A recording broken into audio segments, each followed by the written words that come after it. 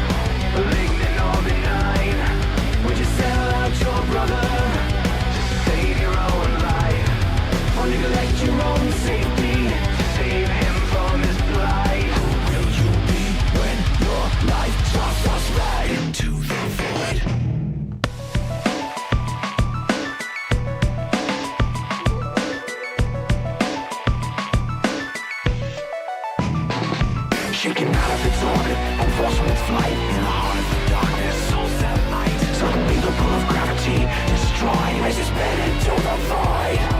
Heading into the fall, for once and for all, and face to face with exactly who you are at the core. No rescue, no one to save you this time.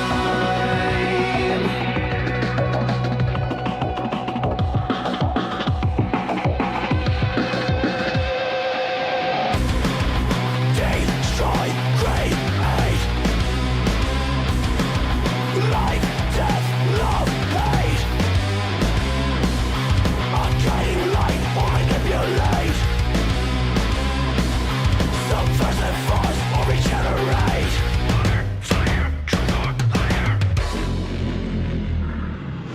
Who are you? Malignant or benign? Would you sell out your brother?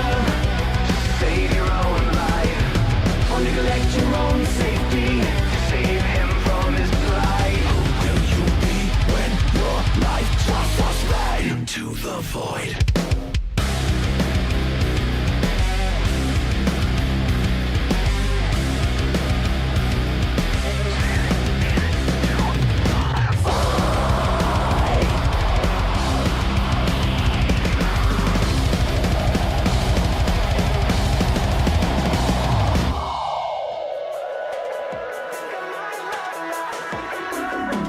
Think I might love myself.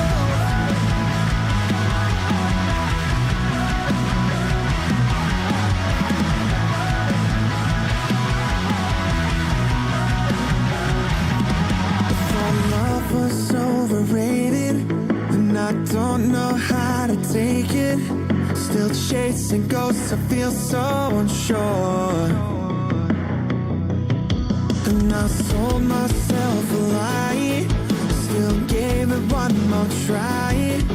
Gave everything that I had and more. Couldn't happen to me, couldn't happen to me, couldn't happen to me. Oh, then it took my body over, lost all my composure. Never felt quite like this before. Chemistry's changing, emotions rearranging. I'm out of my cage, breaking my spell. Think I might love myself.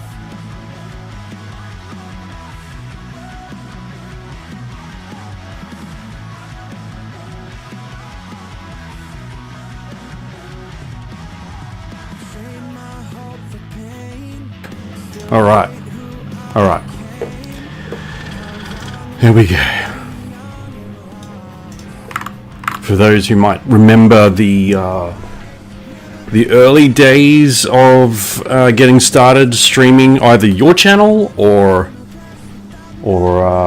mine, the amount of times audio would just turn off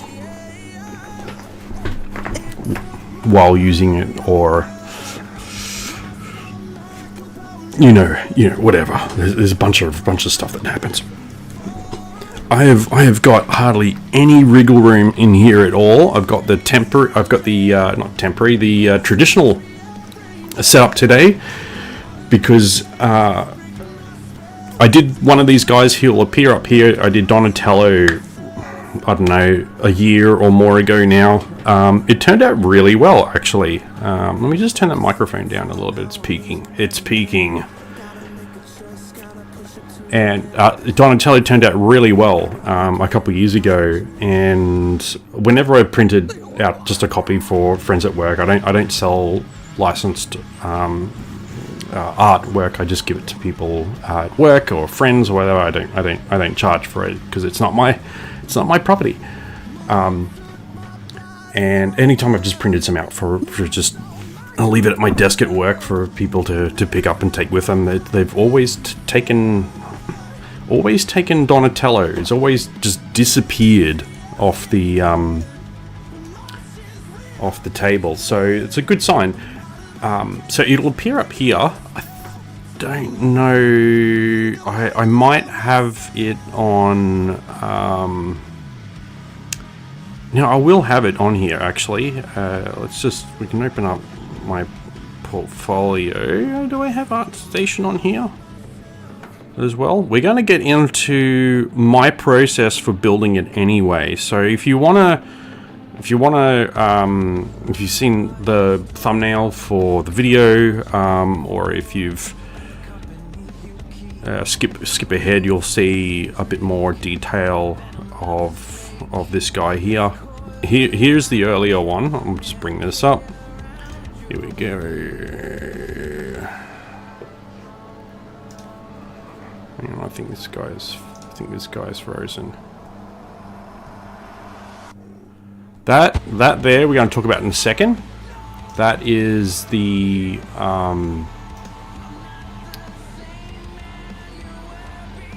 here you go. It's refreshing.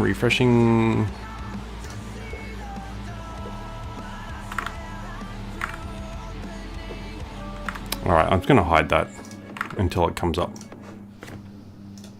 It's got an update, so it doesn't want to. Alright, there it is. So that's the drawing. That's what we're attempting to do, but with Michelangelo this time. So that was done. Let's see, what have we got here? Yeah, July, mid 2022. And it came up really well. It's on the same paper. So the paper I'm using is, let me get you a copy.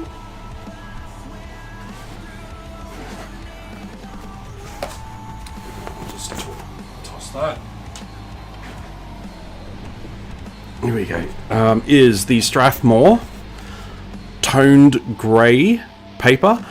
This is an A4 size. It's actually a bit larger than A4. Imagine like if you want an A4 canvas plus bleed, so you want to actually cut it off nice and tight. So for example, if you go you go all the way to the edge with your media, whether it's paint, actually I wouldn't recommend this for paint, and we'll talk about why, but if you go all the way to the edge with markers or other dry media like pencils, different types of pencils of course, you can actually cut off a slither off the top and the sides, and that will get you a pretty tight cut. Let's just drop that music back. Cool. So this stuff here is cotton. It's acid free. Just checking what the content actually is. I don't know if it's. Anyway, it doesn't matter. It is 118 GSM, which is not thick for a mixed media paper. It's quite sort of average. It feels a little bit more like card than just regular paper, like that cheap transparent print paper that you get. It's about 40 GSM thicker than that, which is 50%. So it's 150% the thickness of print paper. The front shows that it's good for penciling, just graphite. That there looks like charcoal to me. So that the drawing on the front of that, they're about, you can get them between $20, around $20 Australian on sale, whatever. It's not bad for mixed media still. So this here I prepped yesterday. This is the one of the pages trimmed down. I think, did I trim it down or I just put it on? I don't think I trimmed it. Oh no, I did. I took it out. So that's been cut with a guillotine, professional guillotine, down to an A4 size because I had to put it through a printer. I'll tell you why I did that. So this is just the setup. So if you want to have a look at the description of the video, you'll see all the resources that I'm going to talk about today. So you don't need to take notes. You can just go back to the description. And if you'll have a look, so our process we're going to cover today is just the resources setup, what resources I'm using, the sketch, fetch a sketch, phase, and then markers, and then pencils. So that's obviously the resource, one of the main resources there. The second two are Copic markers or anything equivalent. So Wuhai. If you can, go to an office supply store or an art store. If you can, if they've got test ones, and try each one out on a piece of paper. They might have a couple of varieties of paper as well, and see what you like. These are the Copics from Japan, are alcohol marker that is the gold standard pretty much for marker, but there are other ones out there that you might prefer that are also on a budget. You don't have to pay $10 a marker for. I built them up over time, or I've bought little sets, or I buy just enough colors for one guy. So this one here is 1, 2, 3, 4, 5, 6, 7 colors roughly, and you could literally put as many down as you want for that phase. So this is just talking about buying markers, not talking about the application yet. But it's not necessary. In fact, you can just put down one color for the whole thing. So long as you're putting a bit of content down on the paper, what it does is it prepares the surface. I drew colored pencil wax for ages, months and months, and maybe even years before I used markers, because I didn't know about this as a lining. I just drew stuff that I liked, fan art that I liked, that was based on images or characters that I like. I didn't really think about the process. So if anything, this might just help you get a little bit further ahead from the beginning just by a couple of key options. Now, the other alternative paper that you can use, I would recommend for beginners, is you can use 300 GSM or high 200s. It's thicker and a bit more durable. So if you end up spending a bit too much time on the paper with markers and sort of making it damp and stretchy a little bit, that thicker paper will survive it a bit better. If you just have a look on the paper, there'll be some details somewhere about where that, it's actually the weight of the paper, not the thickness. It's measured by the weight for some reason, and I think that's because there's different rolling and compressing techniques that make it thinner, but the same weight, if that makes sense. But all you need to know is the thicker it is, and I would look at mixed media paper as well, not watercolor if you can.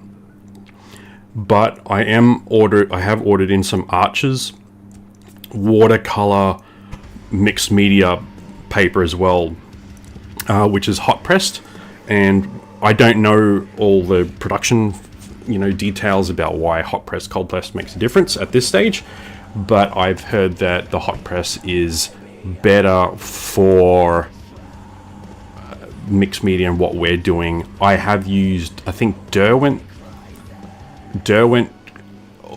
watercolor paper, and it was basically unusable for this type of thing. I just thought thick paper, it'll be fine, and all it did was absorb the markers, and the pencils just turned it into a football field. It just got all turfed up. So I would go for you can use Strathmore toned paper. There is this one, and then there's I think a slightly thicker one in a warm tone, sepia tone, so you'll get a warm base.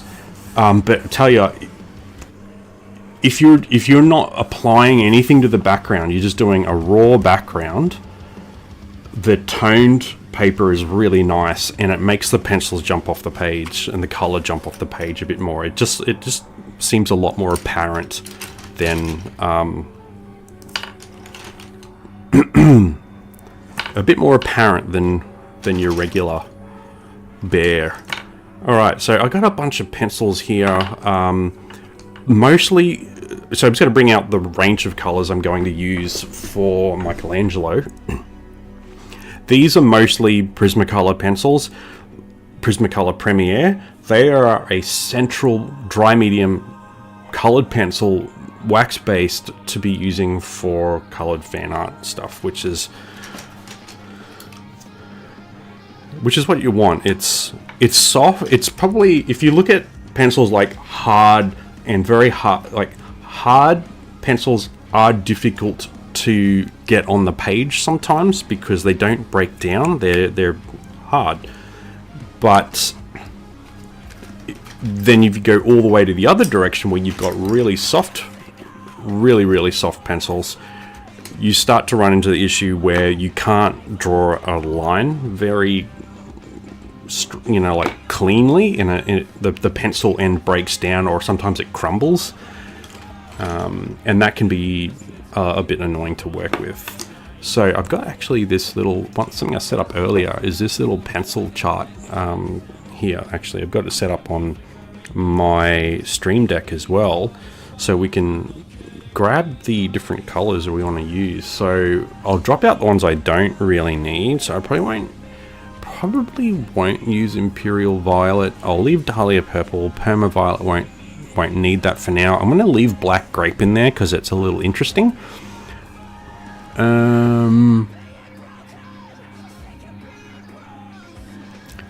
Alright, so I'll probably keep in Permanent. Permanent Red is too strong. Maybe some Crimson Lake to mix into the shadows with the orange. So this is just pretty much just a full swing of Prismacolor pencils, and I've got the names up there for you for which colors I'm using. It's pretty straightforward. Like if you go to your art supply, or even online, however you organize it, you'll find that the colors are pretty representative in store, like when you go and look at it in person. So what do we got here? I got some oranges, so I'm just going through picking stuff. Alright, got a few more greens. There are so many options, and if you'll notice too, like Ninja Turtles are a perfect opportunity to work through what makes the colors slightly different. So if you look at the Ninja Turtles, they're not all the same green. Michelangelo has a slightly warmer, slightly lighter, more desatched, washed out sort of look. So while I get the pencils out, pretty much you've got your paper. I've gone with the cool grey. I don't know why I did that the first time. I just picked it out. Cool grey, or the grey toned Strathmore. I've got Copic markers, and I've got a mix of those, which I've put them down. I might show you just a little example. I was going to show you this process, and then yesterday I just went ahead and did it anyway, before starting the stream today, because I just needed to get some alone time with the drawing. And I know I haven't done this in a while, so I'm a little rusty, but that won't stop me. All right, so we got white, we've got beige, we've got some orange. We'll need some browns, so I just need some chocolate brown, and I've got some sienna. Cool. So do we have that up there? Chocolate dark, sienna, orange. We got sand, beige. We probably, oh, no, I'll keep those, sand and beige. Where's my sand? That is it. So I like to put the colors in order. So throughout, I'm not gonna leave them here on top of the drawing, just showing you. If we have a look up there at the colors, I do want some blues and turquoise sort of, or aqua, to mix between the blue light in the scene and the skin tone. But we're gonna probably get rid of Copenhagen blue. We don't need denim or true blue. I'm gonna go with photo blue, so that one's in. I'll drop out electric. I'll leave some cerulean and greens. So let's pretty much put up all the greens. We've got aqua, chartreuse, true green, spring green, apple green, and Prussian. What's on my next screen? Oh, I've got some greys in that on my next little selection there, but I don't think they're really going to be big hitters today. I'm going to be looking at getting a new camera soon. Sorry, not soon, but a new camera as well. So if anyone who drops in at the moment finds the camera just a little underwhelming, it's just because I'm in the temporary setup at the moment, and I'm currently renovating a new studio downstairs, and I'm just using what I have while that's getting worked on. Now, I think I had a slightly torn page here. Yeah. So the only thing I don't like about this is the perforation is so the perforation on these pages is so thin sometimes. You have to stick a ruler in there to bend it over the ruler.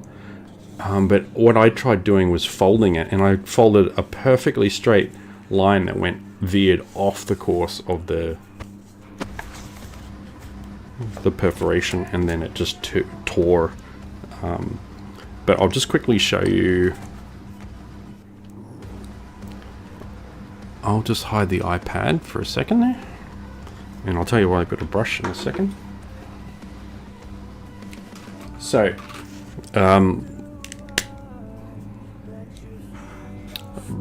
this is a very, very light green, and look how dark that appears at first. The great thing about alcohol markers is the idea is it acts like water, but the alcohol dries up quicker than water, which means it affects you have more control over it. So if you want the fluidity and movement and life of watercolor, you go for watercolor. But if you want more control and precision, obviously with what we're doing with precise fan art, you want to use Copic markers or an alcohol marker, and the alcohol dries up a lot quicker as well.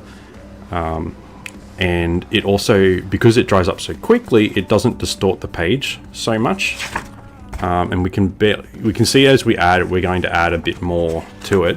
But you see, when it dries out, it goes really light, probably almost invisible. But if you go back over it again, that transparency duplicates, and it can actually look quite dark, but it gets to a point of saturation where you keep on adding the color and it just can't get any darker.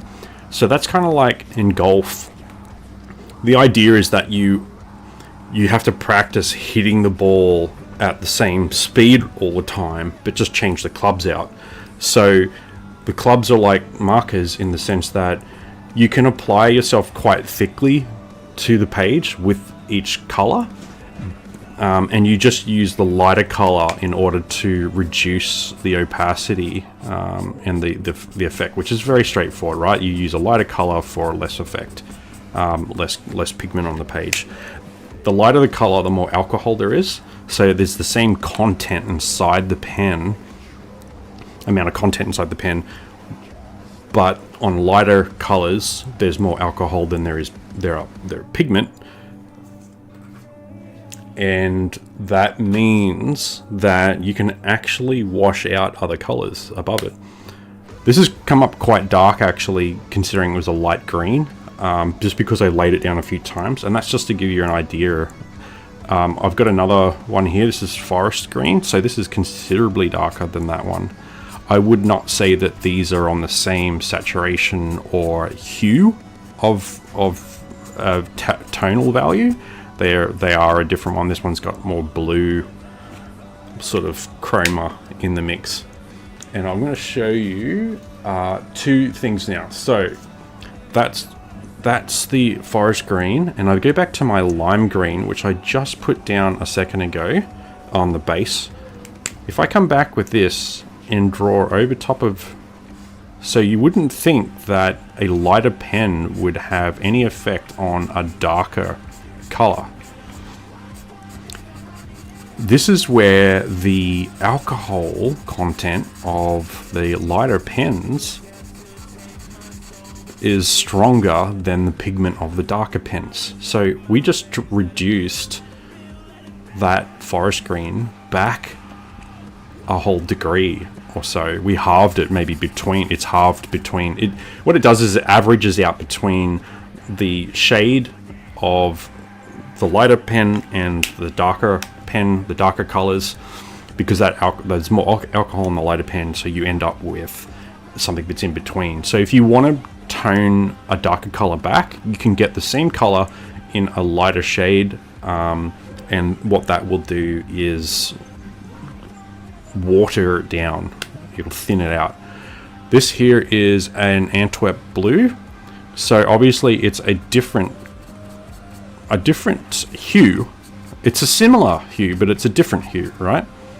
And if I just flick it up there, like a hatch sort of flick, it, once it goes onto the green colors, the cool colors that are underneath, it mixes in with the pigments and becomes part of that palette, part of that schema.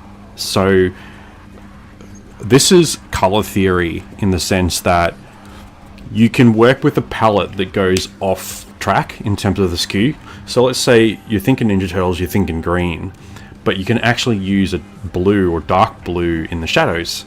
And what that does is, instead of making the shadows get desaturated, darker, blacker, and more desaturated, it actually makes the shadows saturated and richer and tonal, and it gives it a quality that is a bit more fun and a bit more fan art, right? So if you want more realism, you can probably go in the direction of monochromatics, but then you also have to think about the environment lighting, if it's cool or neutral or warmer, because you're going to use shadow colors that represent those tones anyway. We can talk more about that color theory later in later projects, but there are plenty of those tutorials online already, so you can check those out. But for now, you can just see what I've done. So this is literally all I've done. I've just done it within the confines of the sketch. I'll show you the sketch. So for those of us who just want to do coloring, colorist work, as in you work with a friend who is really good at pencils, maybe another one who's really good at ink, or at least if you're working with someone who's really good at pencils, or you're in a studio who somebody does pencils, inks, or separately, lettering separately, and then coloring, and you as the colorist, someone who loves color, loves the process, and that is your profession, then this is the process for that. So you don't need to know how to do the anatomy. You don't need to know how to draw a sketch or set up a drawing at all. You can get that from someone else. And that kind of simulates the industry in a bit, because that's what's going to happen anyway. But with the drawing, let's say you don't have anyone to work with, you do have resources that are going to work out for you. So for example, I'm a fan of the 1990 Turtles movie, and the NECA figurines are fantastic replication of those 1990 Jim Henson outfits. So much so that if you miss it, you might actually think, or if you look too quickly, you might actually think the figurines are from the movie, but they look so good. I have them. I only have the quarter scale one, not the quarter scale ones, the 12 scale, the 7-inch ones, and they look amazing. I think they are these ones here, and that's what I used to do Donatello. This one here is a studio photo from the NECA Turtles online. The link is in the description, where you can find all their different images, or there's other ones around on the net, depending on what you want to do. Otherwise, if you have the figurine yourself, what I did with Donatello is I posed him. This guy here, I posed him as on my desk as a model of the 1990 movie character, real character. You'll notice there's no joints on my final drawing, and then I set up a couple of studio lights to provide a bit of cool blue light from on his back. If you have a look closely there, you can see some of the cool light that's bouncing off his shell, and it's actually worked out really, really well. It looks better it looks better in person as well, which I was going to bring it today to show you. Not that the video quality here is all that great, but I do have it framed in my desk at work. I can recommend some frames later once we've got a bit further through this. Okay, so I took a photo of Donatello figurine, then I brought him into Photoshop, I think at the time, or it was either Photoshop or Procreate, and I just went over it with the pencil in there on a new layer, just like this. So let's just get that page, the base page white there. If you double tap, it gives you white on the background color. And then I am going to hide Michelangelo there, and you can see the sketch. So this is all, so you just follow your photo of your figure, or one that you found on the internet of a photo of a figurine, and then you just provide enough detail in there that's going to be a strong enough guide. I have done both. I've put way too much notes, I call them, which is like in here, you see in the forearm across here, you'll see just a few muscles and veins. That is enough, because I realized when I drew a lot more detail into the sketch, it caused so much confusion for me when I come to penciling, and it just made it really difficult to actually get an idea of where the anatomy was. I mean, if you have an idea of anatomy, it will really help, but I just added too much detail in. And then on my second drawing, I ended up having too little detail, and then had to try to create anatomy while I was penciling, because I didn't put that information in, and it was clearly different and not so good. This is all you need to get yourself focused on color and drawing, and of course, if you keep the original image there, you can use it as a reference for doing your color. Otherwise, if you think the sketch that you have is enough, then just work with that and go with your gut instinct. There's nothing wrong with that. All right, so we got let's just take down that image, and you can see that I've got it off to the side there. I'm using it as a reference. We've got all of our pencils. The only thing I do need that will be helpful is my sharpener. We'll have, we've got two. Here we go. I do have an electric one, the same one that Jim Lee uses, which he just bought an electric one off of AliExpress or something like that. I have found that this little block sharpener that you can get from any supply store is a bit more sensitive with these types of pencils. So, and I just use the little one option for that. And hang on a second, I'm just going to change this music. I just picked one of Fixt Music's. They should have some lo-fi. Fixt Music supports Fixt Music supports streamers.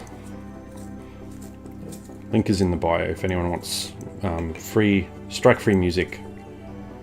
You can sign up for free on their website for a license. Or actually, I don't think you have to do that anymore. I think they just tell you, like, if you want a license, you can sign up. But if you're just a streamer, just link them in the work and let everyone know. But they're not sponsoring us. If anything, they're kind of sponsoring us by giving us free music. All right, I'm going to see if I can get you a bit closer and a bit clearer, and get myself some headspace at the same time. This is a little tricky, so I've got, put my hand in there. You can see that is probably as clear as it's gonna get. Oh, here we go. I got some other settings here.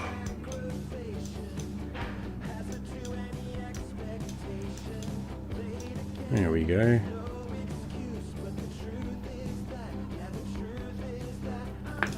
Alright, great. That's just a bit better. I forgot about those settings. I think I can get that pencil a little bit sharper. I'm gonna do that a little bit.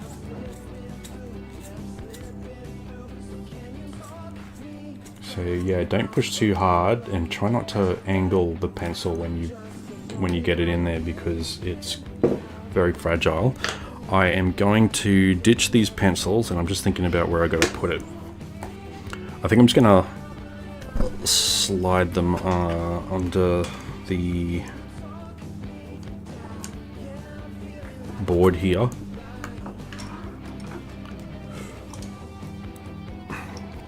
Actually, another place I can put them.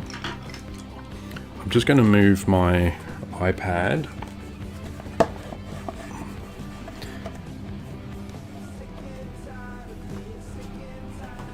It's a good idea to have your reference image somewhat close by. I mean, obviously it has to be within eye shot, or else what's the point?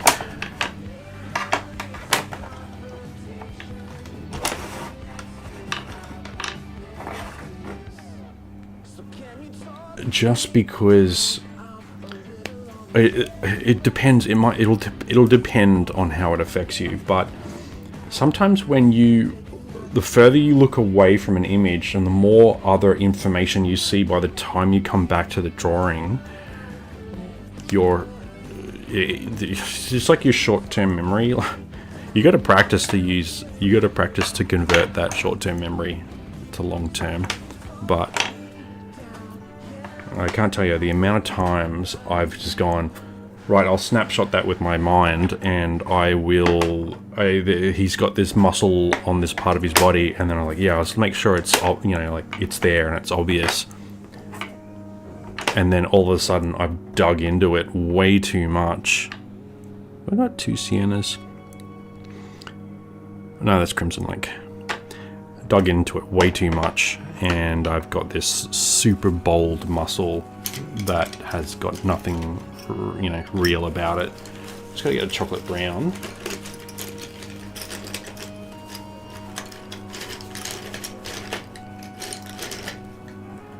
Down to the last pencil for that. I'm sure I have a better one than this. You can get these extenders too, so you can control a pencil that's down to its final breath. But then they are also difficult to sharpen.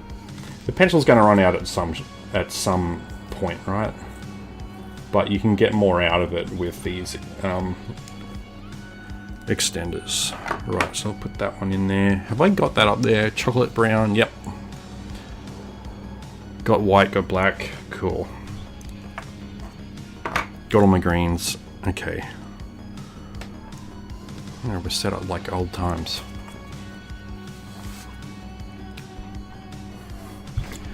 So what it depends on what you find a connecting point for your artwork. But for me, I start with the face because, and that I'm not the only person who does that. I think Brian Stelfreeze also starts with the face, because particularly the eyes, because that's his connection with the work.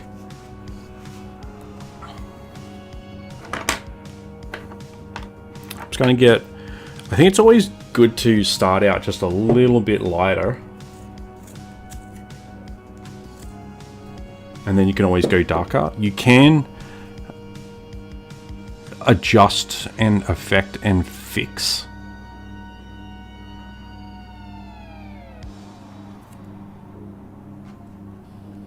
colors that are too dark with pencils. That's the great thing about wax pencils, is they're actually quite forgiving, but they're not totally forgiving.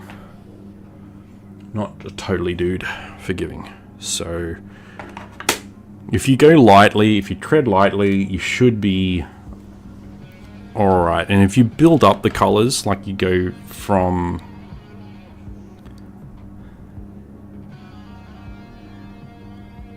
ooh, that pencil's busted.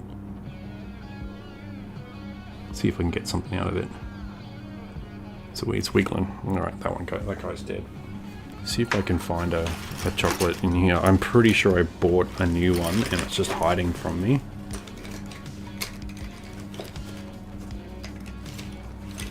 Here's a dark brown. Did I get a dark brown? Yes I did.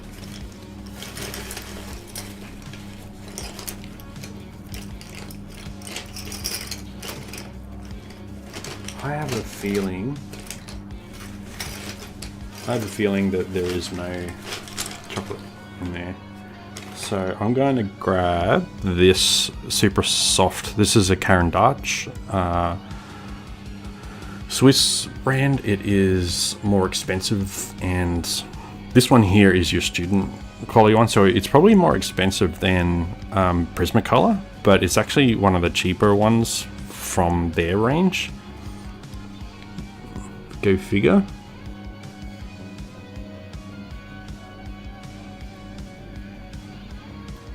But I used some of these to do Donatello. So if that's any sort of idea of quality, they are enough. They do well enough.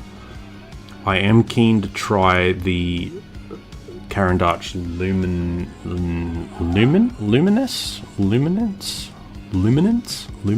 something like that. I am interested in trying them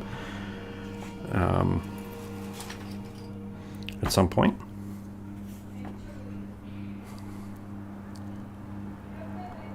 That's going to cost me, I think about $500 for a set. So the light is mostly sort of coming from the right, so it's sort of casting this odd shadow across the face.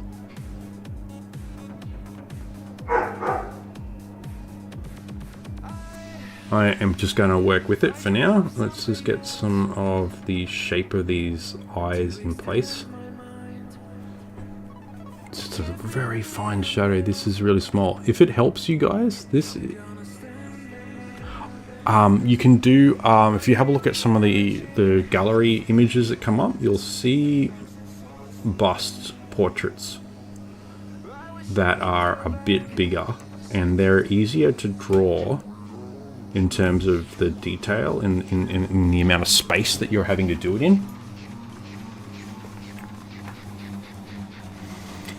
So if this is too nerve-wracking for you to do it this small as a first point,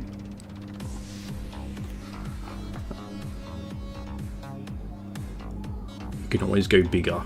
You know, make the face big enough so that the eyeball is the size of a marble, so you can put all that juicy detail in there. But that is not what I'm telling you to do today. You will end up having to spend a great deal of time of rendering.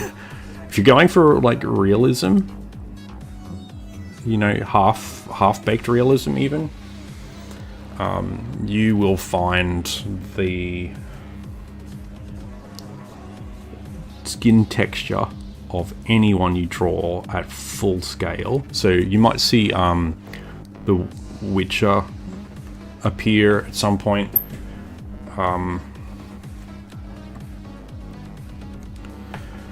I think he's in the mix. There's other ones there. It just took forever to just do all the skin textures, and like they weren't even like super anatomical. They were just enough, really. I'm gonna keep going with the black here, because I know that there is some shadowing around the eye and the bandana, and that is going to help give me a bit of definition in this murkiness. And I'm just using the sharpest edge of the pencil tip very lightly. You can build it up and you'll find it will just build and build and build, and you'll get more out of it as it goes. I am just going to throw in a little bit of, I'm going to say a little bit of this brighter orange here, just on the eyelid in there. And that's not bounce lighting, that's actually like this sort of washed out skin tone that's in there. I just noticed when I'm looking at the reference there, he's just got a lighter green slash orangey eyelid sort of area. So if you see something like that, this is going to raise your creative analysis, if you want to call it that, where you're trying to build something fun, you know, and creatively, but you also have to analyze your reference image, because as fan art, you're got to ask yourself, if you're doing something abstract and strange or really quirky, or if you're doing something a little more realistic, you might just find out where things end up, right? And you might just find how it all turns out in the mix once you sort of get into it a bit more.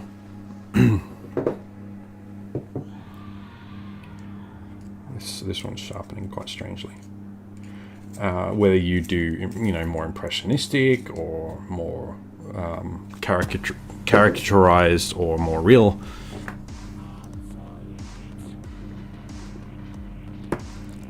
Bit of crumbling there.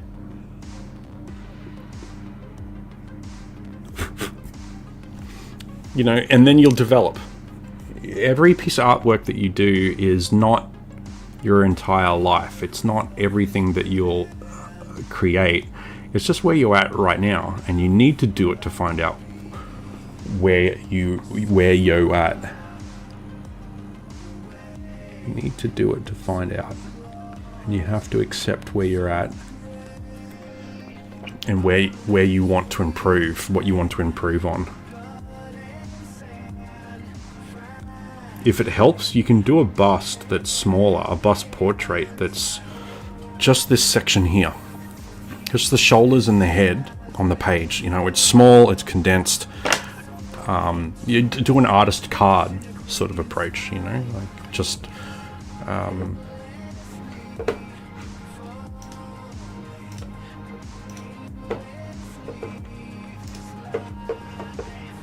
Sorry, just checking the chat settings there. Cool.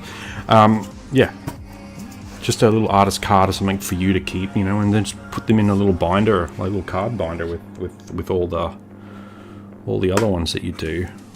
That's what I did. Except that it wasn't so much a trading card, artist card sort of setup. It was a little A6 moleskin notepad that I bought to draw on, and I thought, hey, here's a tidy little thing. I'll get that, and I'll do my I'll start off with little sketches. I did not know that the paper in a moleskin notebook is not good. It's not suitable for this sort of thing. So something that you can find out however you like to. But you may find out at some point that, yeah, using other types of paper will give you very different results. For some reason, I thought a large piece of print paper was the biz when I first... So I did Grogu. I don't think he'll appear on this one, on this gallery, but I did Grogu in 2019, I think it was. This is also me using a little bit of white on top of blacks and browns, and you'll see that it'll change. Adds in the white.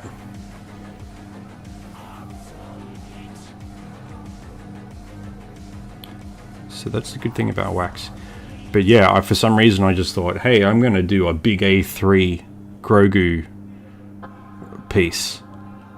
Yeah, I'm going to go and get some print paper out of the machine and draw on that. Thinking that it was a good decision. And all I got...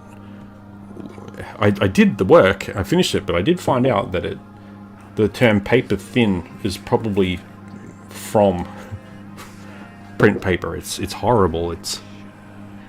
It's terribly thin and weak, and it can't take much.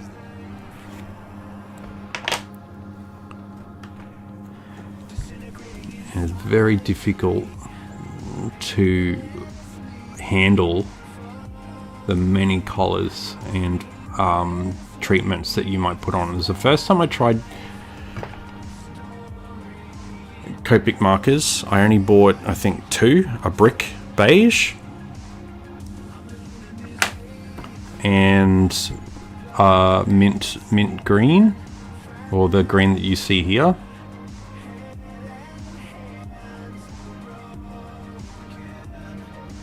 Don't push too hard, just go over it and over it and over it and over it and build up that color. If it's not coming up straight away, just go over it and over it. Very carefully, keep an eye on your pencil thickness, if it's flattening out or what. Just go easy, don't push this kind of material.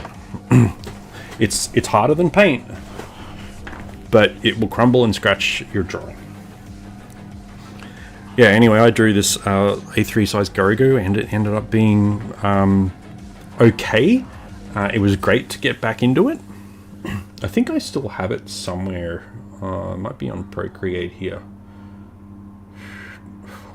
Oh no, actually I do have it on Instagram a while ago. Let's just fan back through that, and then I'll bring it up in a second. So far I've got the eyes in. All right, here it is. Actually, August 2021. I don't know if you can see the fold lines down the middle. There's a fold line just to the left of his like zipper, and it goes up through his eye, because at some point I was carrying it around with me, folded up. It's like a 75 GSM paper. It's very thin for this type of thing. You can see another fold line there, so it's got a bit of character now.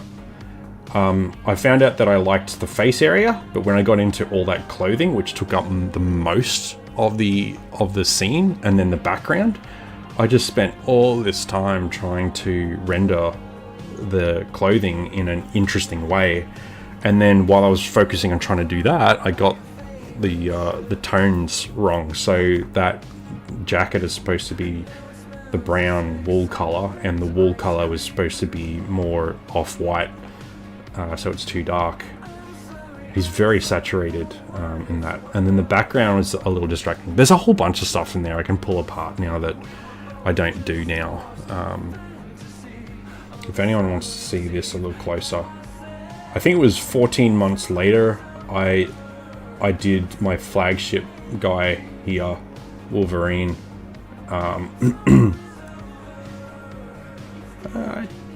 Did I use... I think I did not use Copic markers at all for this. For that. That's an A3 as well. And I did nothing, not a single thing between Grogu, 14 months, and then drawing Wolverine, using the same process that you're seeing today, except that I did not use markers for that. So... if I did, it probably would have been a little smoother. So what you'll notice is when you're putting a pencil down, if you want, just try it out. Just take a couple of colors or whatever and blend them together on paper, and then do it again on top of Copic markers that you put down. While the Copic markers will disappear into the page, into the opacity of the pencils, you will find that the application of the pencils is smoother. It's just a happier, I find it's just a happier journey, in my opinion. It's a happier journey for the pencil than not using Copic markers, or just alcohol markers in general.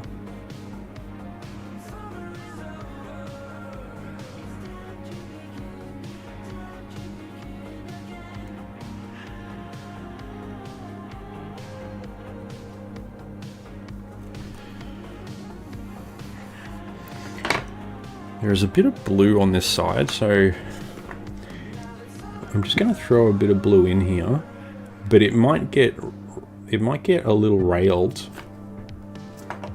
as I adjust the color and the shadowing and that. But what happens is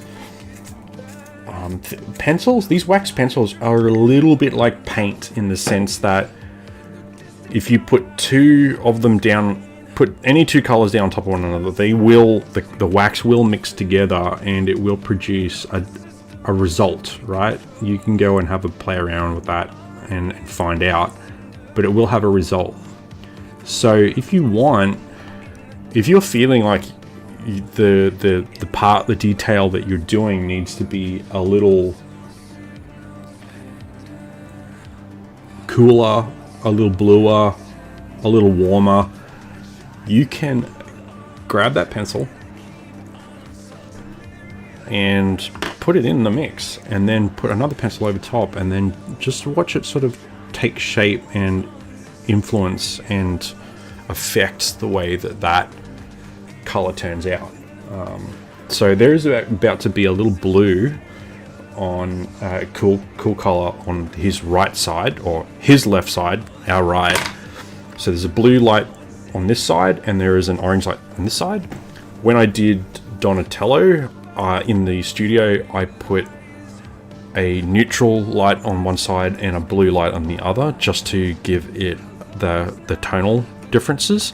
And I love the lighting and some of the lighting of 80s action movies, same as in Turtles, that sort of real cold night,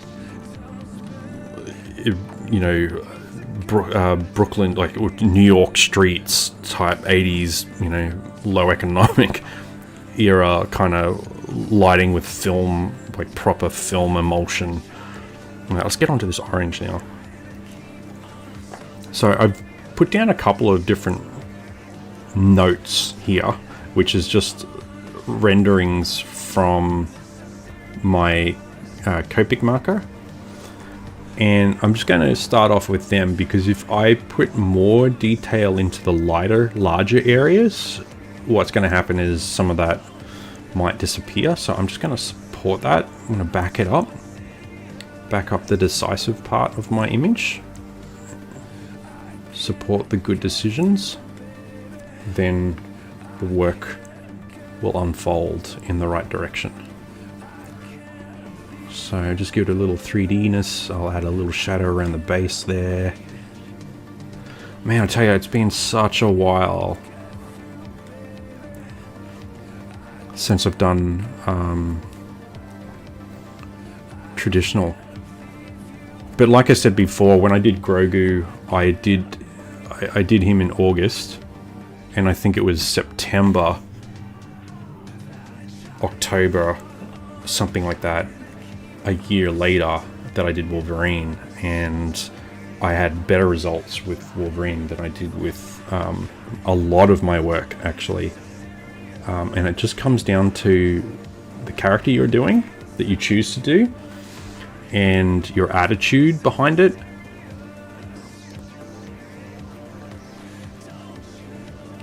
And your decision to focus and treat it well, and take your time with it. And you can see that rich Prismacolor pencil going down over top of that sort of washed out tone of the marker that's sort of created a murky sort of orangey yellowy color, because it's that vibrant orange marker. One of these ones that I've used, that one there is cadmium orange. It's not quite that red on the camera. It's a bit darker. And I think I might have used another one as well in here. I'm pretty sure I used two. If it might have been honey yellow as well. But that's bled into and mixed into the color of the page, and it's a gray, and it's a little cooler. So you end up with something, when you mix a warm color together and a cool color together, you kind of get browns. Like it bounces out, and it bounces out the tone and the shade in a way. So Mikey's looking a little sandy, so I've got some sand here. That's a little bit lighter than what it needs to be, but like I said, I'm going to put the lighter one in and then just come back over and build it up. I'm just going to scratch over some of the shadowing I've just done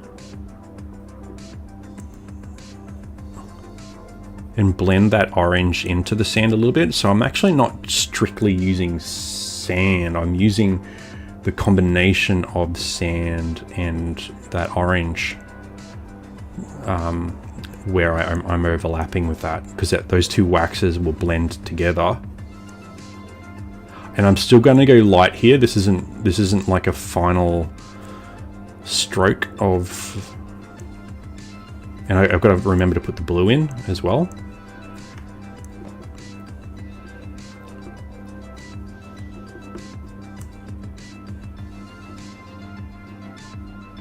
It's not the final stroke of the colors, so just make sure you don't go too hard, because you'll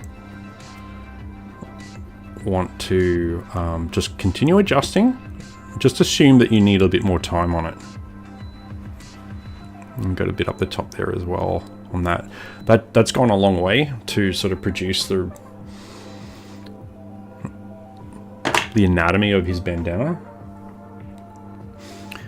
So I'm going to introduce some more terminology. One's compositional support. That's something that I say a bit, compositional support. So this bandana that's been rendered now, it has shape. It is also casting a tiny shadow onto the face, which I haven't rendered yet.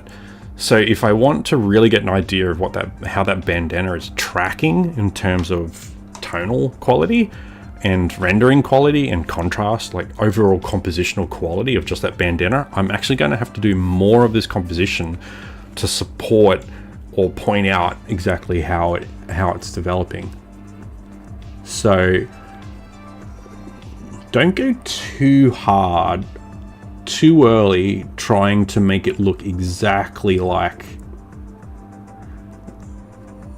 your reference image when you need more of your own work to sort of help it communicate the qualities to you.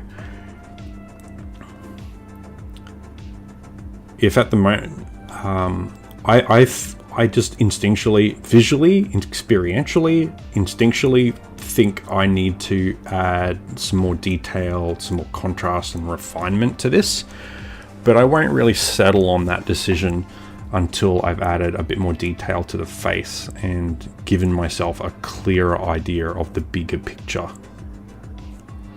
Alright, so I've got some blue now. It's not really blended in, it's just there at the moment. I do have a lighter blue. Here it is. There. What one's that? That one is blue slate. I actually don't think I don't have blue slate on my little pencil drop down thing there, but I do have a light blue here. Reminds me of the underbelly of the F-111 fighter planes. Fighter planes back in the day used to paint the bottom, the fuselage, a light blue so that it was harder to see from the ground. And now, anytime I look at that color, I get nostalgic feelings of the Air Force when I used to become obsessive about different vehicles in my life and do models or borrow books from the library on just that vehicle, you know. The big book of fighter planes or whatever, military vehicles, you know, trains. I used to just hunker down on that stuff. And I realize now, these years later, that it's actually kind of formed a knowledge base. You know, like if you had to draw stuff from memory, what are you gonna? You can only dig into what you've experienced, right? So just going to do a little bit of blending here and blend this orange into the sand, the sand yellow that I just put in, just in this dip on the side of the face there.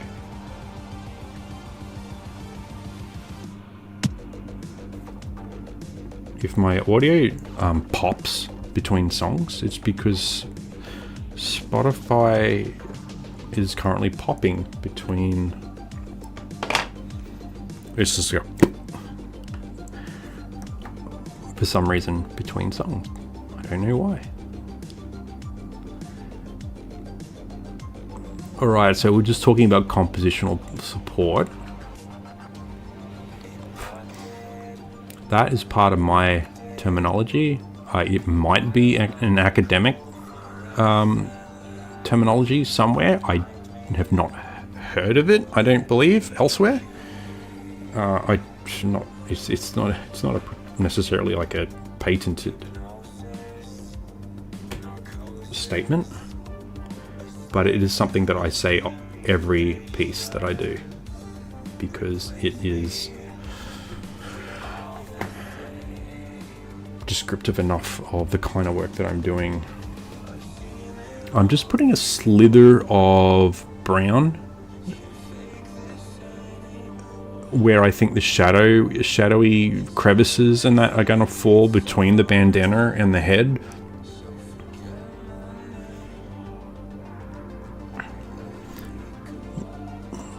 And I'm just going super light rotating the pencil to get the sharpest side. There goes that pop again. It's all good. We'll get through it.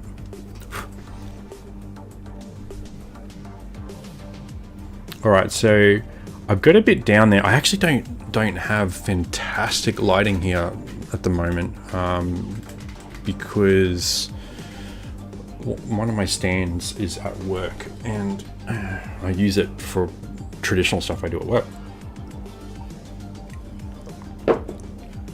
For those who don't know me, I'll try and get this microphone away from that light there so we got a bit more exposure. For those who don't know, I am a professional licensed merchandise designer,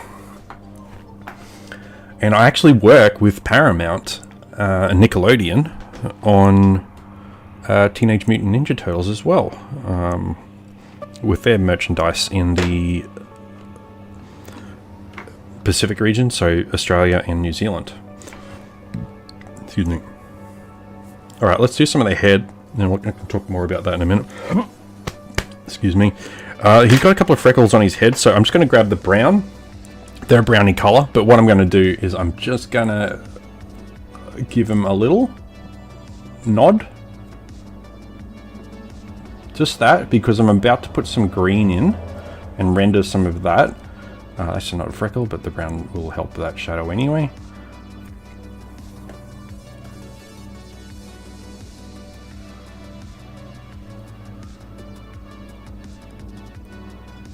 Thanks for the love, viewers, and hanging out with me.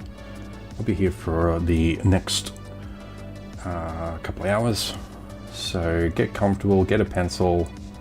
Hey, organize your sketch. It doesn't take analytical. You don't have to be great at it. If you've got an iPad, it's easy. If you've got, if you just find an image, you can find an image. You can actually trace onto paper like that's relatively thin onto with, you know, if you use your iPad as a light box, so you don't have to print it out. Otherwise, you can get this stuff printed at an office store pretty cheaply, or your workplace, I guess, print it onto the page. You just have to make sure if you're doing that, you're going to change the printer settings to take the thicker paper. You're going to have to tell it what thickness the page is.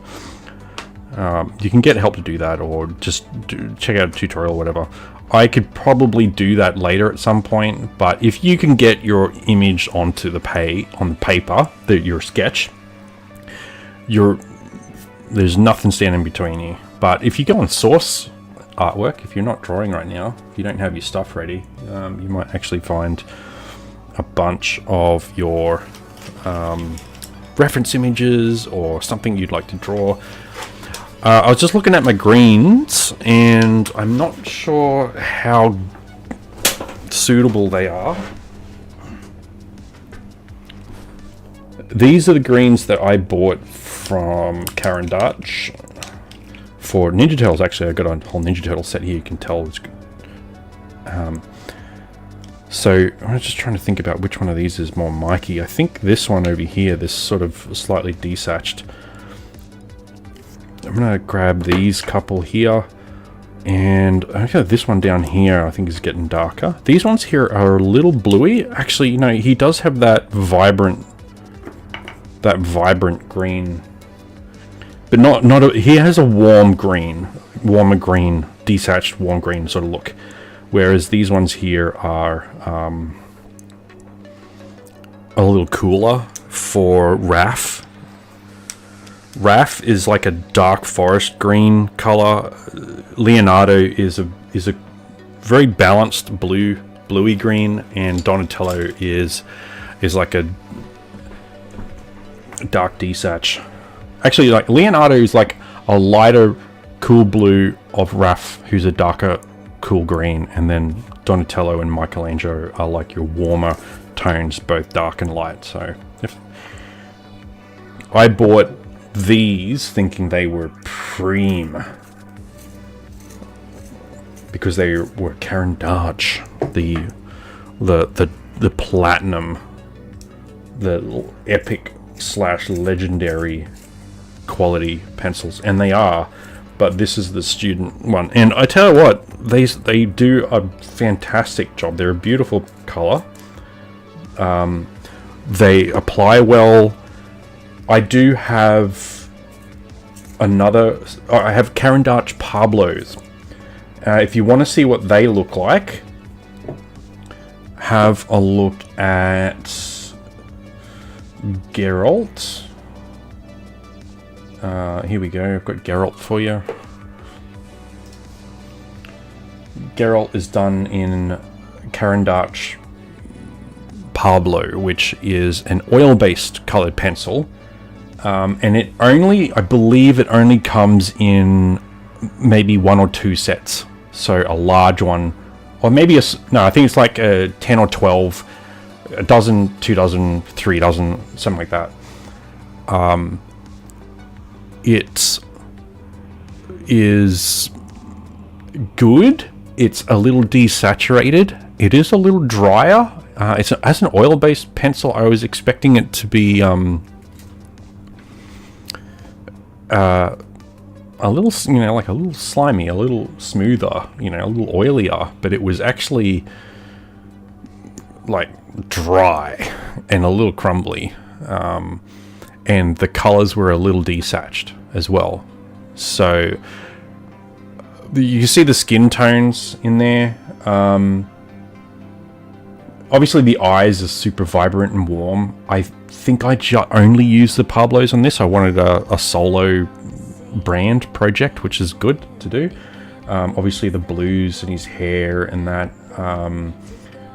they're quite subtle as it is. The eyes are very vibrant. There's some pinks and hues in there. The skin tone, I think I may have had to bring in some other colors from other brands. I'm not sure. Just if you're using Prismacolor, you're going to be fine for vibrant fan art. If you want to get a little bit more realism, a little less saturated in places, then Pablos, they are expensive if you want like a larger set. So I think I got it on a good deal actually. I think I was paid like, I can't even remember now. I'm probably going to be $100 off. I think it was like either 130 or it's like 230, but reduced to like 215 or something. I can't remember now. It's not cheap, and that was like for a full set of 48 or something. Anyway, I've probably got 5 different types of pencils. I've got Prismacolor, the one you're seeing today, the Super Color 2 Soft, something you can't pronounce. Student budget Caran d'Arche. These are good. I can recommend them as well if you want to try something that is just a little drier, maybe, or you want to try something that's a premium quality pencil. I've tried a little bit of Derwent. I've tried Faber-Castell. That they were, for me, Faber-Castell wasn't too bad depending on which one you get. I think Staedtler maybe as well. Some of them were harder and there's not as much color in the application. I'm going to get my reference image back.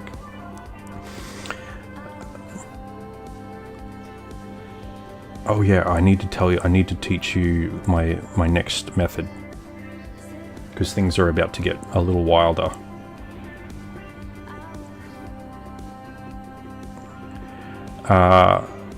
What else have I got? Oh yeah, I've got Very Thins, Prismacolor Very Thins, and they are quite hard for sharp lines, and they don't apply very easily, but they can get you some really sharp lines in depending on just the grip the pencil has on the page. And I would say you're going to need thick paper or heavier paper for Very Thins and harder pencils. But the vibrancy for fan art, Prismacolor, Premieres, great. Super Color, good. I don't think you need to spend more money than that. Pretty Prismacolor is just so central and so reliable. It is soft, but it's forgiving, and the colors are great, and they're not perfect. They're good. There's a couple of shades. There's a couple of colors out there that sometimes they don't really, like dark brown, dark green. They don't seem to smooth off very well. They have a bit of trouble being a pencil. What else? The colorless blender, don't bother with it. I'll show you how to blend later with Copic markers. Okay, so before I go any further with just talking about color theory and supplies and that, this is a process that various artists have in their own way. I'm going to teach you mine, and that is, it's called stance. A stance, as in a martial arts stance, or you know, I think that's probably the only thing I can think of, like a position that how you. So the reason why I use the word stance is that it's quite unique in terms of doing art. You don't really, you probably wouldn't hear that very often, and it kind of stands out, no pun intended, as an easy to remember word that is also unique and won't blend into other terminology that might become confusing. So what a stance is, if you're using the osmosis method, a stance is one word that you repeat in your head and in your handwork while you're doing the drawing. A textural effect will occur. So at the moment, the light is coming from the right. There's stronger fill light is coming from the right, or at least there's a strong blue fill light on this side, and there's a strong warm light from this side. And at some point, I'm going to have to create little textures or shadows in the skin texture, and other, like the fibers or the shell or that, and the leather. But as a result, the way that the light hits the skin, it causes little shadows on his little bumpy sort of turtle skin. So because I want him to have bumpy little turtle skin, I have to draw all the shadows for every single part of the skin that I can see. This is my method, okay? You might just want to color them in and just do perfectly smooth blends. But if you're doing it my way, if you like what you see here and you want to bring that into your repertoire, your skills, you want to use the stance method where you, I'll see if I can get you a bit closer, and because you're gonna have to, you're gonna want to see what's going on here. That's pretty good. Okay, so because he has little bumps, let me just get you a quick toot here. This is what I'm doing. I'll draw larger. So you see the bumps that I'm drawing.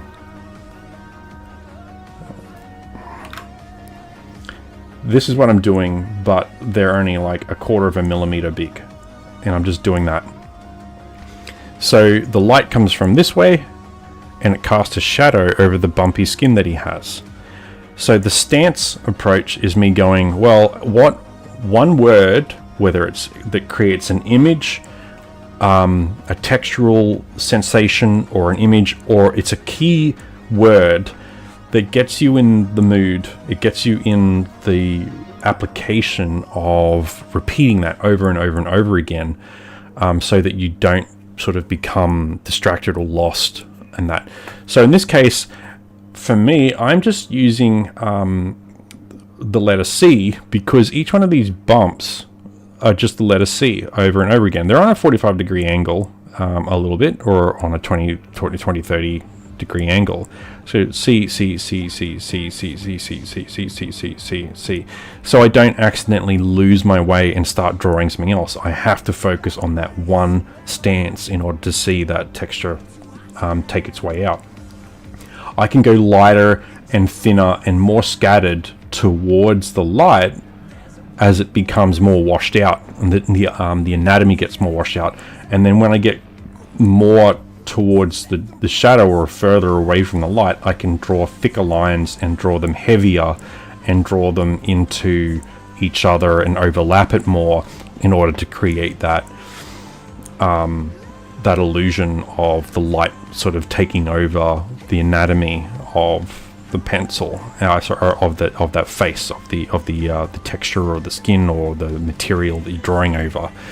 You can shade over top, but what happens is when you bring shading full on, like sort of shading effects into, what it does is it brings another stance in. It's this scrubbing application, and that kind of overwrites the textural quality of applying a pencil and applying color in a certain way. So if I say to you, hey, let's do some coloring in, let's do some drawing, what's the first thing that comes to mind? If it's literally just filling everything in, you're limiting yourself to the one single application of what drawing is, of what rendering is, when in fact the art that you're doing, the fan art that you're doing, the character you're drawing, the levels of information, the detail in there, it doesn't come down to some default neutral factory issue type of shading. So when you're drawing, when you're putting color down, what is the texture of the thing that you're drawing? Is it here's another one. Another one I do is figure eights. So eights. So I just do this, eights, and then I will get a bit thicker. The light's coming from this direction. And I just keep on doing like these really messy, squiggly sort of eights. And what it produces is this kind of woolly effect. Now my stance word could be wool. And that might just end up being this type of effect that I get. I might think my stance, I'm using wool stance, you know, so I'm drawing this and it's a very woolly sort of look and it gets lighter towards it. You can add more color, add more like little accents in there, like where and we'll do this on Michelangelo, where the texture of the skin might change. What really helps us out in this area here is because I've put the Copic markers down already, it kind of fills in that mid-tone area, so I don't have to worry too much about having a white or a grey background coming through my pencil, as it's already got a base color. So that's why, another reason why markers really help get you on the go. But Mikey's skin is not a smoothly shaded in pencil texture. It is a bumpy turtle skin. Now, while this isn't photographically realistic, I want it to be tangible. I want it to render well. I want to be able to look at this and enjoy it almost from like a figurine point of view, even though it's a 2D drawing. Just plug my iPad back in there. So my application to this is I'm using the C stance, which is basically supporting these tiny little bumps on his head that are facing the light to the right. If the light was coming down from the top, I would use a U stance, because the light comes from the top, it casts over a round bump, and then it fills out a shadow on the bottom of that bump. So I would draw the letter U when the light comes from the top and it hits a bump, such as like this little bit of, you can't really see it, but if I put my thumb there, the shadow is on the southern side, on the bottom side, so the round bumps, you know, are going to form at the bottom. So he has, now these are super tiny, right? And you're probably thinking, is it really? worth going to the trouble to drawing 10,000 letter C's on this guy's body in order to do that? And the answer is, well, that's my method. I've developed this method because it gives me the results I'm looking for. And it works for skin, it works for material. There are other techniques you can do out there. There's techniques that I haven't even tried yet, such as using different tools like metal tools and blades and that in order to scratch out the color from the page in order to create the texture of material. Now, the other thing that this sort of reinforces also is patience. So you're not rushing yourself. Because people say, "Oh, I don't have the patience for doing that kind of detail. I'll just shade his head in like the old school way." But you see what's happening there is you're rushing yourself when you go faster. You're rushing yourself. And if you don't like your results, if you like to do finer quality artwork and really appreciate the results of that, the answer is slowing down, doing less work in the same amount of time, but of a higher quality.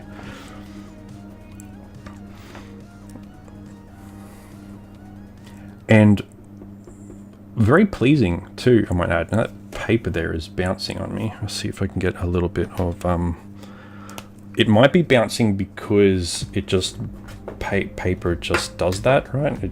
It bends a little bit, but it also might be doing that because I had put Copic markers on it earlier yesterday, and it's just a little spongy, a little warp. I did put just some kneadable eraser down here on the corners at the top there to help keep it flat. You can use artist tape or like painter's tape or something like that around the edges. Just have to make sure, like, run a test and just make sure it doesn't tear the page up. I have found that happens where I've peeled off the tape, like masking tape for example, and it's peeled a layer of paper off the portrait.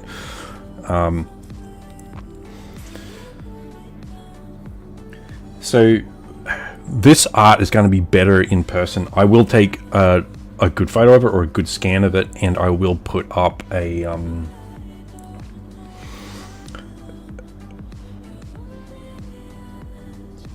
photo on the resources on the portfolio. The Donatello, I can blow him up for you. It's not great. It's not great to blow Donatello up at this degree, but so on an Instagram image on an iPad, it's a bit low res, but you can see the skin texture that he has in there. And the stance I used for that was a little bit more like stippling than the C stance. It was more of like I was pressing the pencil with a little scratch, you know, like into the page, like dot 10,000 times over, with just a little bit of movement. And then what I would do is a light version and a dark version, so I would do all those little light dots and then fade them off into the base color, and then I'd do the darker dots as well and fade them off into the base color, but right under the light dots, so that when you have the light, if you've ever done pixel art for old school video games, when you put a light dot next to a dark dot, it creates what it looks like at a distance. When you zoom away from that, it looks like skin texture, like the light is hitting a bump and then going into a shadow, or, you know, a dip beyond that. And you can create like a debossed effect or an embossed effect depending on whether it's a highlight above and a shadow below, and vice versa. I do this all the time for work I do on merchandise design, so for pins, keychains and that, where it's either you know, soft enamel or hard enamel surfaces, and that I use a different highlight and shadow effect system. I really enjoy it, actually. It looks so real when you do just some basic blending options in Photoshop for merchandise design. You can get some really, you can make the pin concept look real before they are even produced, so you have a very clear idea of what it is that you're sending to the licensor and to the factory and telling them exactly what you want. I'm still drawing the letter C over and over again, so C stance, pretty straightforward, no mystery about it. And a stance is supposed to be a simple key buzzword that just helps you remember the technique that you're doing, because it can be very easy to give up on that and just to start shading and let's make this happen quick. I'm out of patience. I just did it there a little bit, and not because I ran out of patience, because I took one look at the anatomy and I thought, oh no, that's all in shadow, and it's actually not quite. So yeah, the stance approach does kind of add a little insurance to the process, in the sense that if you're using it, you're not likely to work against the texture of the character. Some of his features look a little quirky, but don't worry about that, because those are just base colors that are not refined in terms of detail. Your markers, your pencils and that don't have to be perfect. You don't actually have to fill in the lines. Like if you want your image to look even finer and better quality, just make every process a pleasure to work with. You know, like make it enjoyable, do it well, do every process well.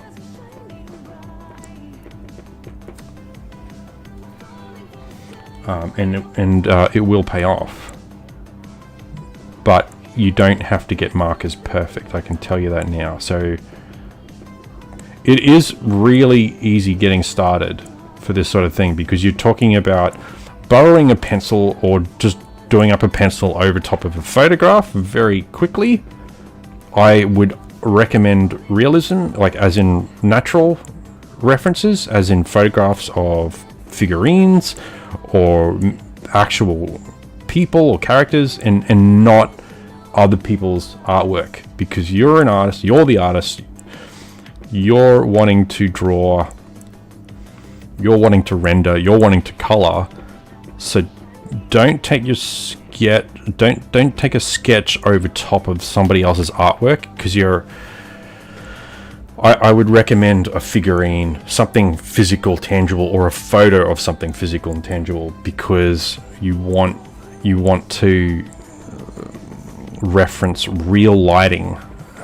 This is my advice for how I do things, because that's my experience. And I do think there's some fundamental components to that, no matter what kind of artist you are. I just don't see the point of drawing over top of somebody else's drawing, because your end result is just going to look like somebody else's artistry. Now, I'm drawing the 1990s Ninja Turtles, which is somebody else's design. So all fan art is not reinventing the intellectual property, right? It's enjoying it. It's digging into it. I am going to reverse C for this. Now, some of these are not really C's. It's just that it has to be in that direction. So I might end up just doing some dots of very, very tiny C's or very tiny stipplings or little murky strokes and stuff like that, but it can't be a different type of stroke, because it has to represent the texture that is being affected by the direction of the light.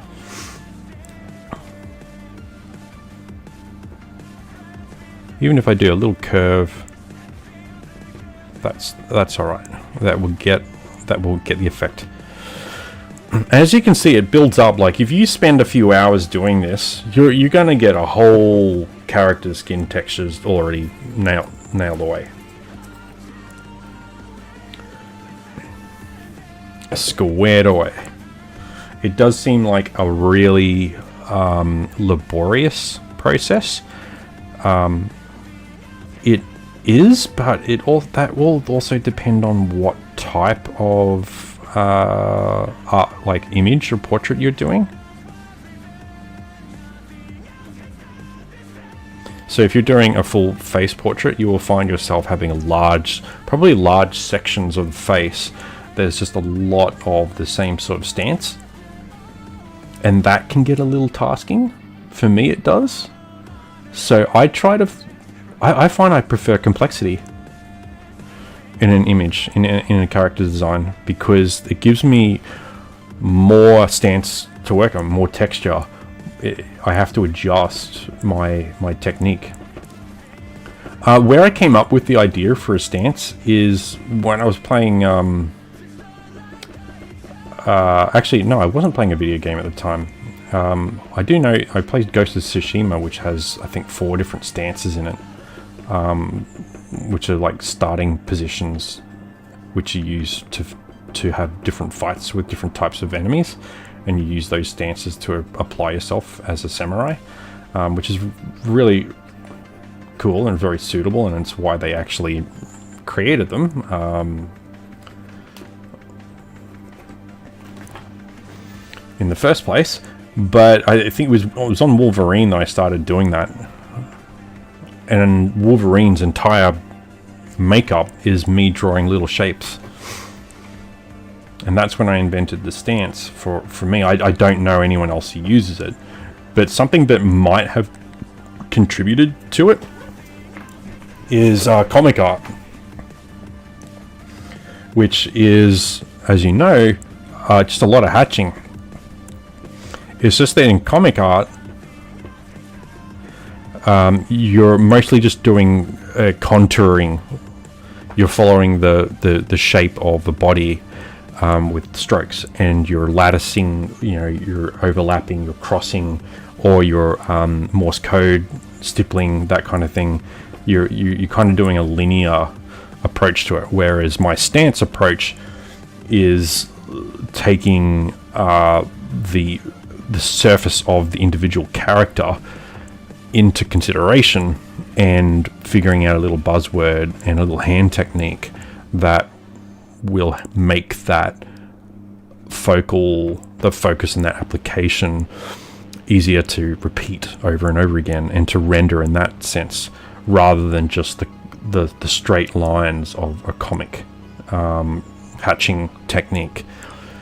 I do a lot of that as well, so I'll just show you off to the side here. This is supportive of what I'm saying. This is the current project I'm working on. This is not a work project, this is actually a work colleague project.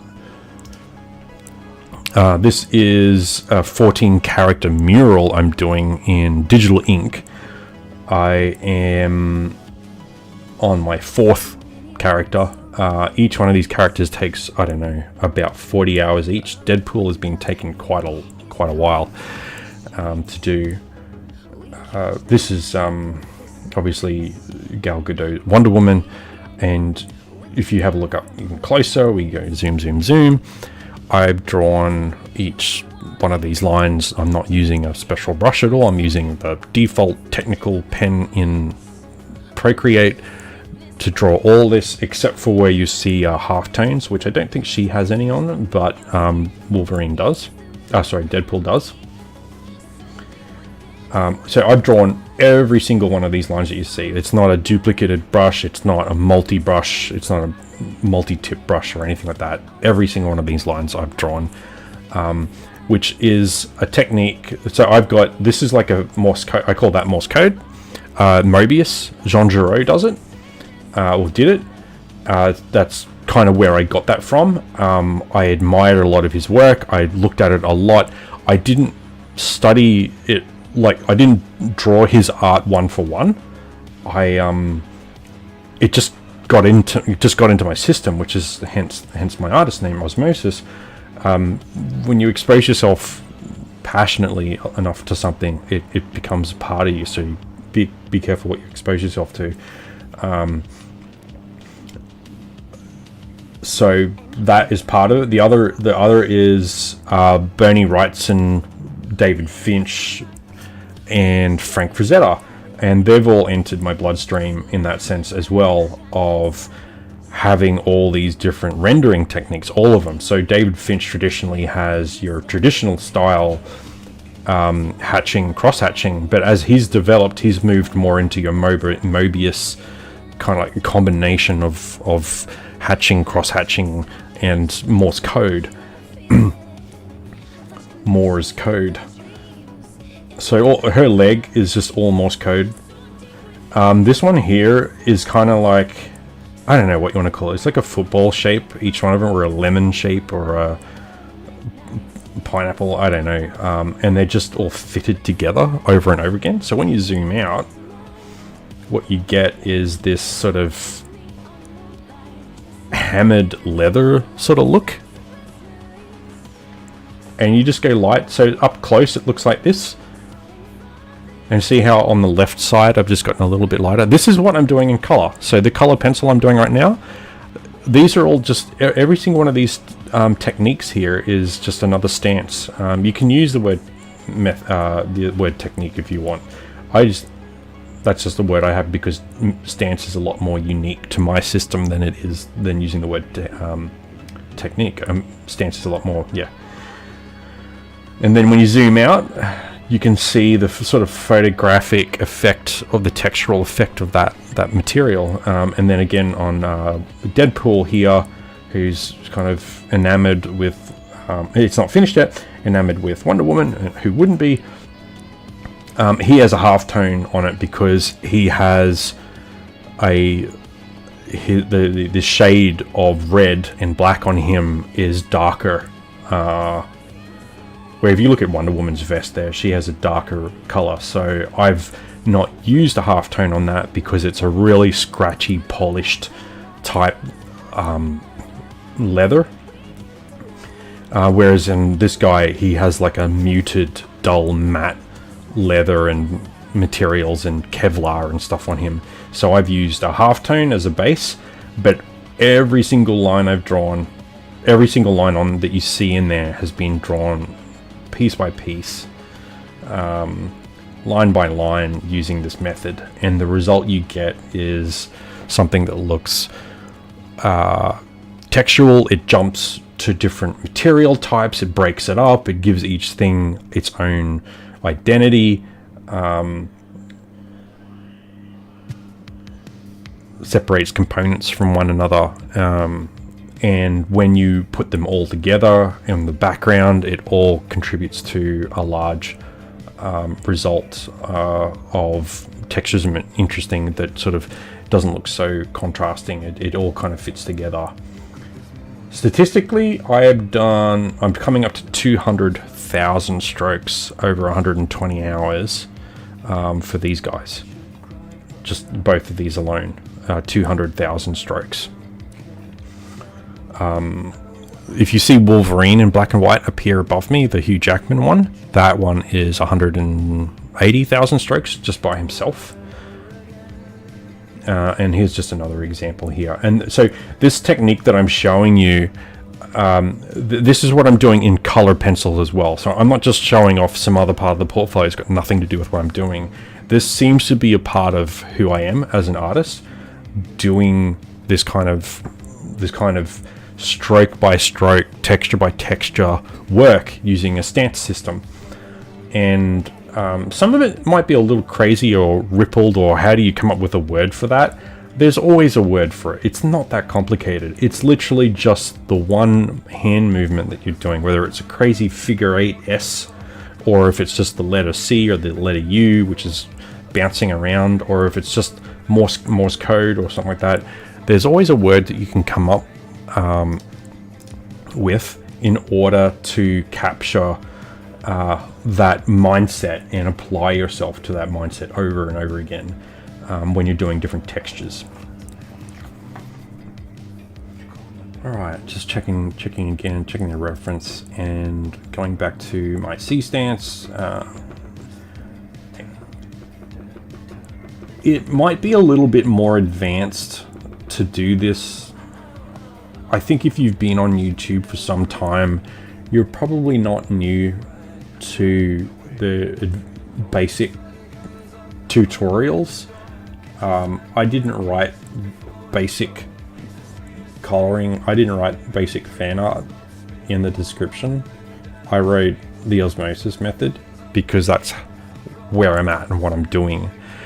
Literally, if you go through this video over a few times, it'll move out of any kind of mystery. If it's still hard to follow, it'll move out of that space of it being mysterious or complex.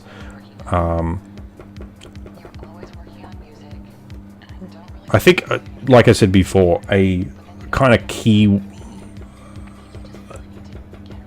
observation in all of this is the fact that characters' textures on their body are made up of things that are a lot more complicated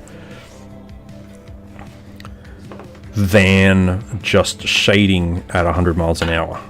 There's more to them than that, and it's worth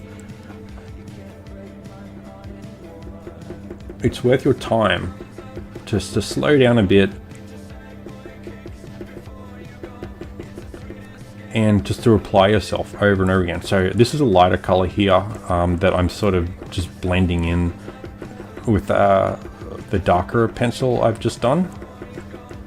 I find it easier to do the shadows, the mid-tone to shadow side of things first, because they're more definite and they create more contrast earlier on, and it gives you a guidance to where you're going. So it provides more clarity. I'm gonna want to chuck some blue in on his left, our right side of his face as well.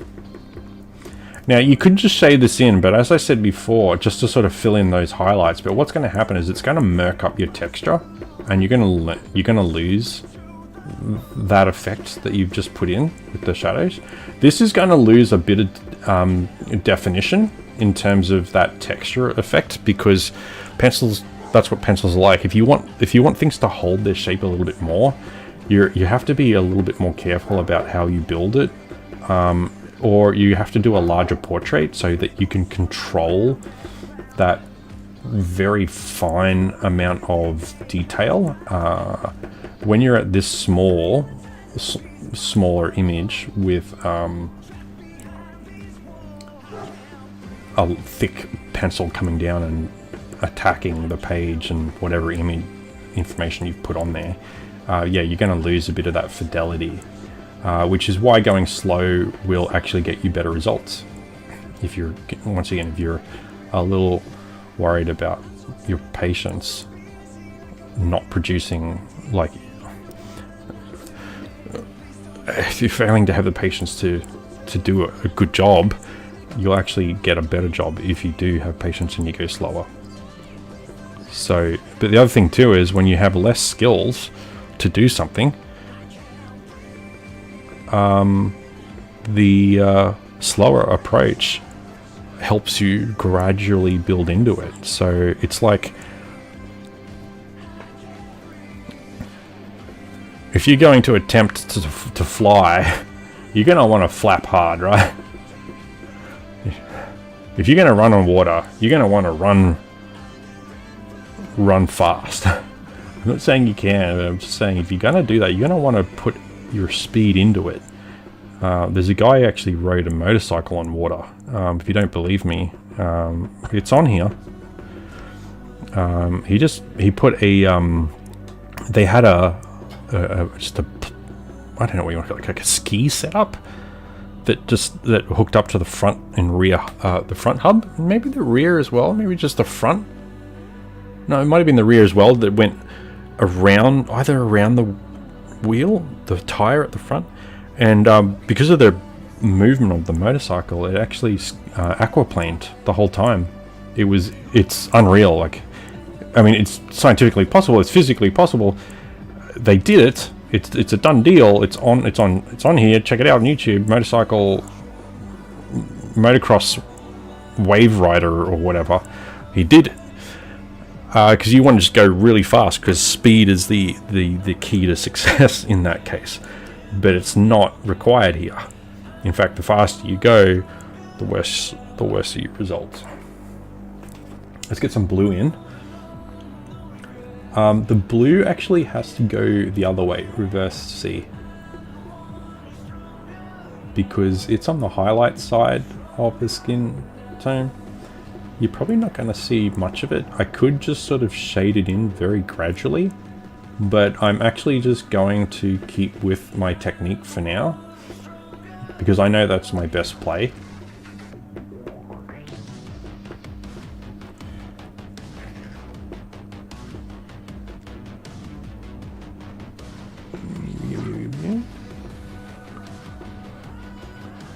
And it's some of the movements just a little bit more gestural than literal, like the letter C or reversed letter C. It's probably more gestural, like I'm suggesting in that direction, that movement. It's not, some of the strokes aren't perfect, and when you've drawn, 200,000 strokes on a character, you start to bring a number of things into question. Start to just ask yourself if you've started something way bigger than, way more taxing than you'd like it to be. And let's look at it this way. If you put your thumb up to a page and that takes you an hour to draw, and your artwork is about 20 thumbs, so that's 20 hours worth of work.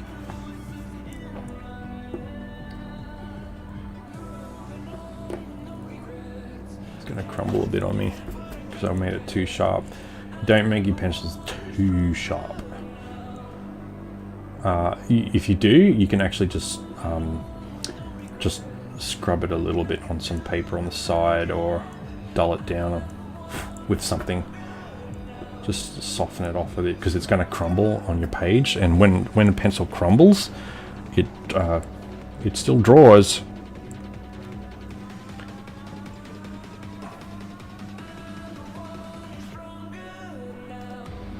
And it'll scratch your image a bit. It'll just end up being something you have to fix.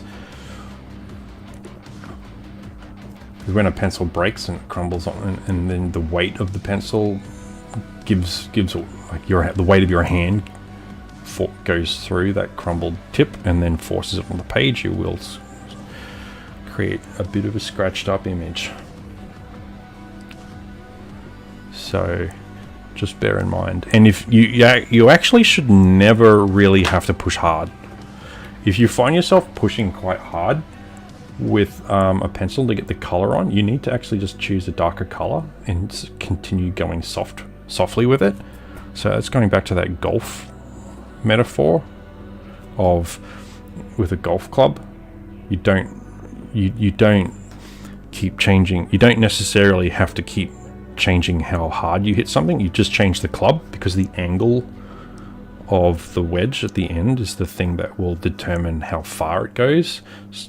It is a bit more dynamic than that, but that is a large part of it. Get the right club, then the amount of strength that you're applying to that will be less of a concern.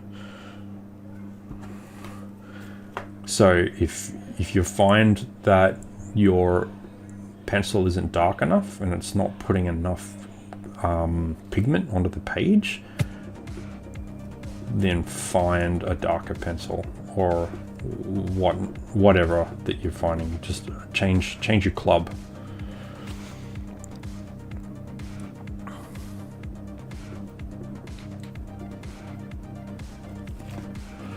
Don't scrub into it, because what's going to happen is you will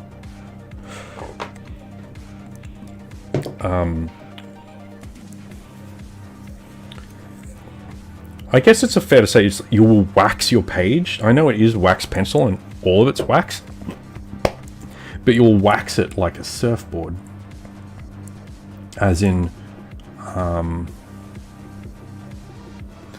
I don't know if you've ever waxed a surfboard, but it becomes kind of slick and lumpy and clumpy, and grippy grip at the same time, not grippy, and it's a bit of a, it's not something you want your art to turn into, really, because it you can't add more color to it. You can't adjust it. So if you really press in hard to your your page there, you're going to permanently score it with wax. Yes, we want to put wax down. No, we do not want to make it uneditable. We want to be able to edit at any point. I'm just going to add some more compositional support in here by filling the mouth.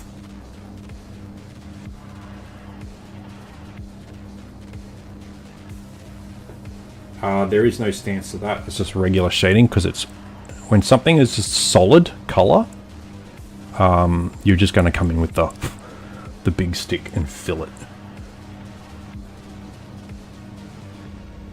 That's kind of where you get your, elementary school approach to your factory issue rendering, right? When you just waltz in with the stick and you tell it who's boss by just filling in that page with thick amount of of color and too much of it.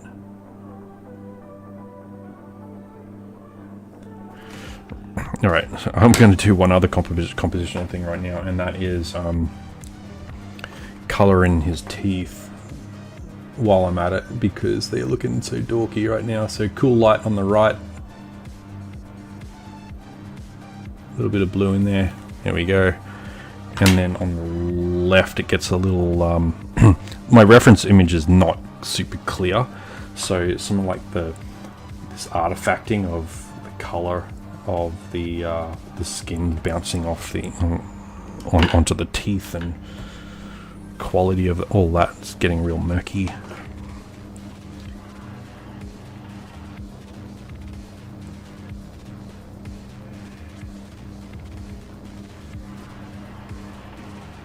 There's a few colors going on in the teeth, let's be honest.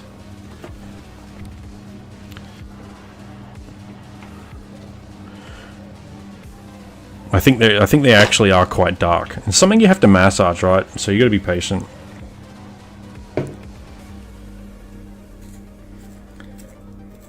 And it's what I said earlier about creative analysis. Like, you're trying to figure out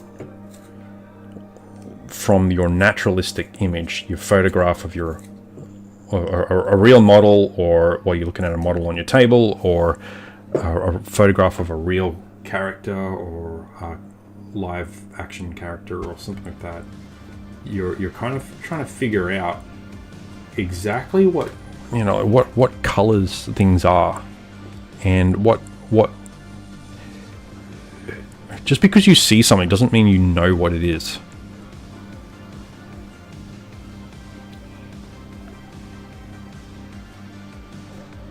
When it comes to applying yourself to replicating that.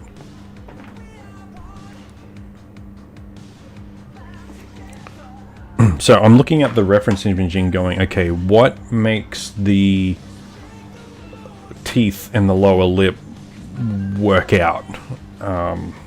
Why does it work in the reference image?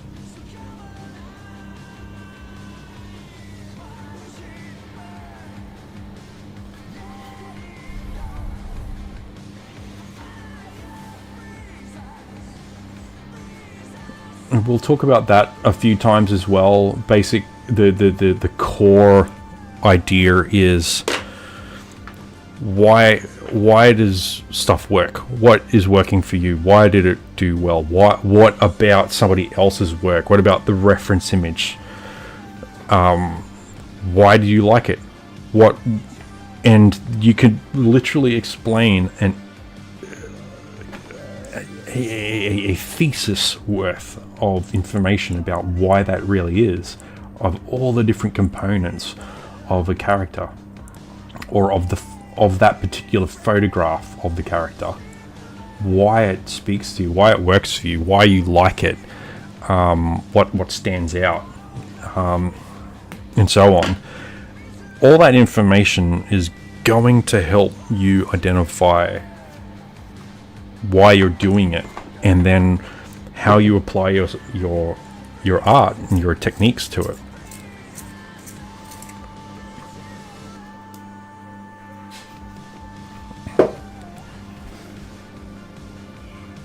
You know, you sort of don't leave the process to chance. Now, I understand that a lot of artists speak through their artwork, and they're not tutors, they're not trainers, they're not really verbal communicators, and you don't have to be either, in order for that to work. You don't have to speak, you don't have to say it out loud. You just have to identify it, however that is. You know, a lot of artists are just instinctual, and people say, "How do you do it? How did you do that?" Like, it's amazing. You don't have to answer them. It's like when they say, you ask an illusionist, and that, "How did you do it?" And the illusionist says, "Well," because he's not going to tell you the very thing that makes his show interesting. He's not going to give you the secrets. Say, hey, that's all it is. The idea is to maintain that bit of mystery, which is not so much the case for art, but it like illusion, yeah, it is. But maybe there's something we can learn from illusionists, in the sense that the idea of art is to create a little bit of a marvel, right? It's something for people to really think about, how you did it, and to leave, or at least to show them something that goes beyond that. You know, like if you just scribble some crayon on the page, people, or it's like when you some infinitely popular artist has scribbled some crayon on a canvas and put it in a big museum, and then all these people are overstimulated by it and talking about the value of it and spending millions of dollars on it. And then somebody like you or I might say, but it just looks like crayon, like there's nothing to it. Now, there might be more to the narrative, or to how that happened, or why it happened, that makes that so valuable. There has to be a reason, right?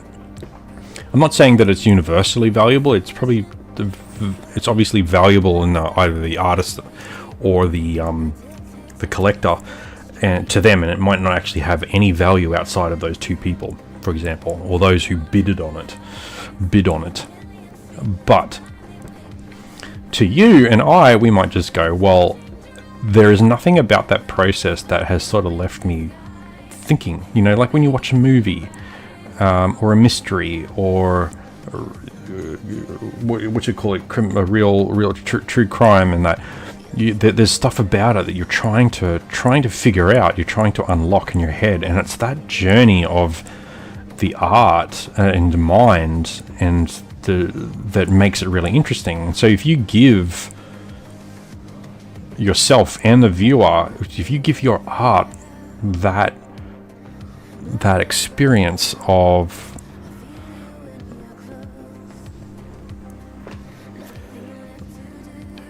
drawing, engrossing someone into that space of, how did he put that together? He drew that with his hands, you know, or he painted that, or whatever. It's like they're trying to process it, they're trying to figure it out, and it just, I find some of the most influential and impressive artists to my mind are those where I look at what they've done and there is nowhere for my eye to really sort of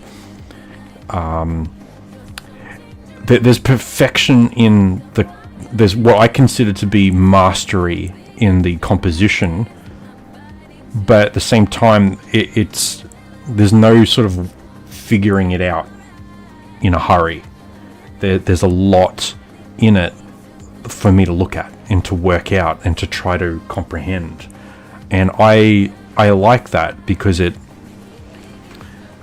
that is, to me, the definition of engrossing. There's something about what's going on here that is challenging my mind to really understand what's happening. And I understand that my mind is different in ways to other artists. I think that a lot of us have a lot in common because we are artists. And there's a lot of people out there who just go, they're reactive, and they'll just go, wow, that is amazing and fantastic and wonderful, and I love it, and they don't want to figure out why. They're happy with the effect of it on them, and that's okay too. I am just making a point from our little approach here. If you're gonna look at a tutorial or look at somebody's method who's obviously telling you how to do it, it is what it is, isn't it? Like, we're talking about why it works.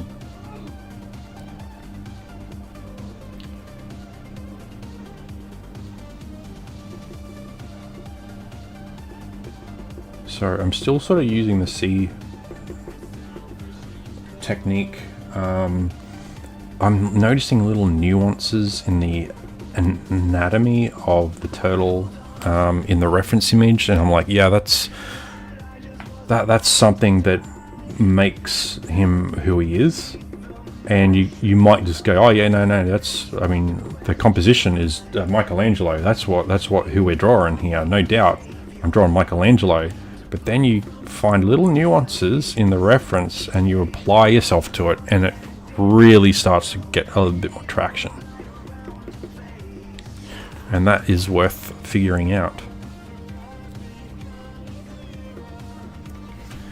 Alright, I want a little bit more. I'm going to grab this blue slate, and I'm going to do a little scrub effect a little bit, just because what that does is it adds a transmission, a little bit of transmission. So as the light bounces off of something, it's actually coming to your eyes. And when that happens, have you noticed, like, when you look at the sun, a lot of stuff gets blurred elsewhere? It just like blows your eyeball out of your skull. So it affects the detail. So when you're scrubbing a little bit and losing that definition, so like when I said before, you want to use the stance, you want to keep your focus on the technique that you're using to ensure the quality of what it is that you're doing. Where it loses that definition is probably going to be where the light is bouncing off something at the strongest point and hitting you in the face, in the eye, which means you're losing that definition. So you're not going to want to use a detailed sort of stance sort of focus in a place that there's no real definition, when it's blurring your eyeball.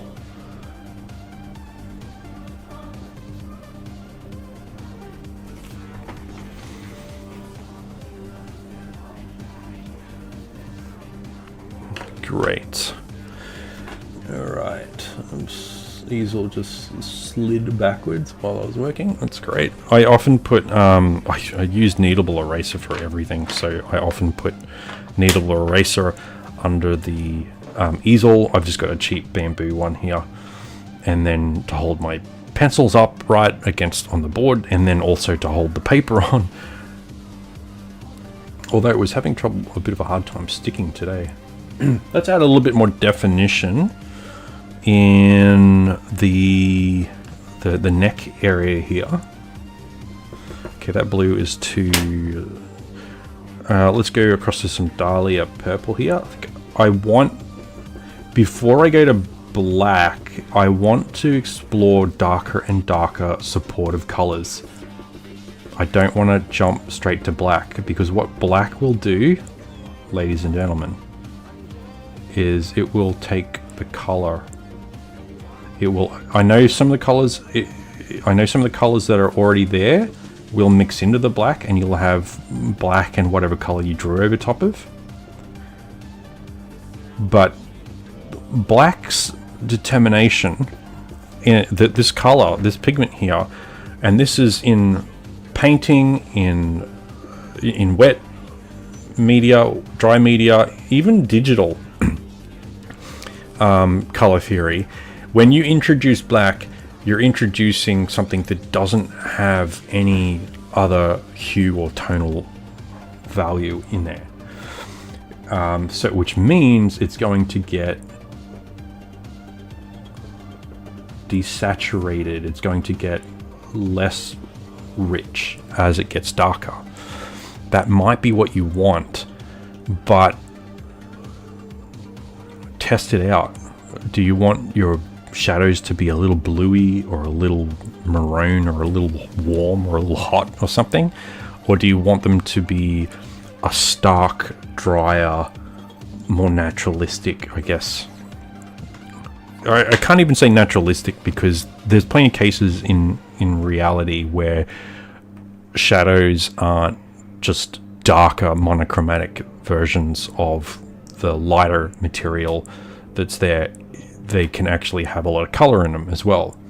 For example, if you've ever been to a concert and they have all sorts of different colors around, you'll notice that, like, if they've got really bright lights, the shadows get cast in all sorts of different directions. And then the colored lights, you can see colored shadows get cast on different sides of their face, while being mixed in with other colors that are highlighting other parts of their body as well, or the same parts of their body. It's a real mixed match. This is why they do it. It's psychedelic. But it's an example where you see shadows are being cast that have color. The shadows have color. So just bear that in mind, where you don't want to, if you want to make something darker, don't just go to straight to black. Up here in the shell on this side, that just goes over the shoulder and into the recess of, under his bandana, and into the recess of that shell area. And there is nothing for the light to bounce off of. There's no, I mean, it's set back right into the shell there. So I'm actually going to do that in a solid black there. But here on this side of the neck, where the bandana is blocking the light source from the left side of the scene and casting a shadow onto his skin, the neck of the shoulder there is it's right there in eyesight. So you have an opportunity to use a dark blue, a dark purple. I used Dahlia purple there, and I mixed that in with the forest green Copic marker that was already there. And what that did was give me this greeny, cool, bluey color. And that's what Frazetta did in his paintings. He didn't just think of shadows as black or darkness. I mean, that guy was a master of contrast as well. If you've seen any of his comic art, it is hot, man. Like, it is so strong. The blacks are just so powerful and beautiful work. It's beautiful work. But it's not, in the color aspect, it's not just darker substances. It's not just black for darker. It's colored for darker. So I'm using Dahlia purple. It's one of my favorite colors because it's so versatile. I'm not drawing black on there, but you look at it and it looks like I'm drawing a shadow or some contrast. So, but it's purple. It's, go figure. So go that direction. If you want to use my method, we're building this texture into the artwork. And then we're using darker, saturated, fun, or even complementary colors here to create more interesting shadows. And it looks great for fan art because it's a saturated, vibrant anatomy as opposed to a more realist, romanticist type, stark, blunt type rendering system.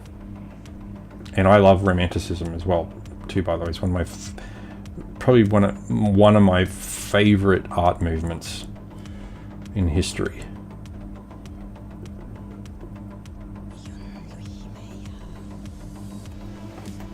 I'm gonna reach around here and get a little bit of definition on the chin there. I don't know if I like it yet. I'm kind of just doing a pass over the whole work so far to create just a little bit more texture.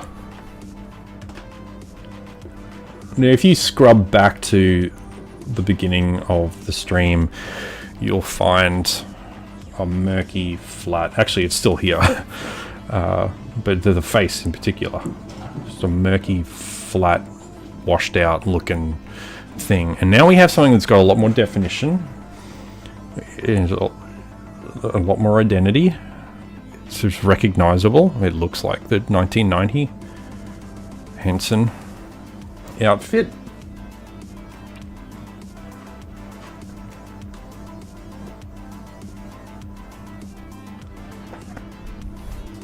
You know, and when you get the opportunity to throw some nice contrasting in,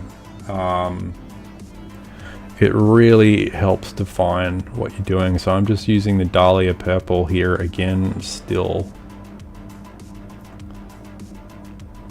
this one purple is just doing all the work that the black could mistakenly be used for. I could probably, if I use black at all to go over any of these areas, I want to get it sharp and I want to go very steady and carve very tidily into any of these lines and crevices, because this little color here does the work. It also blends into warm colors so great, so well. It's quite strong. I can go very, very soft, but I can actually use it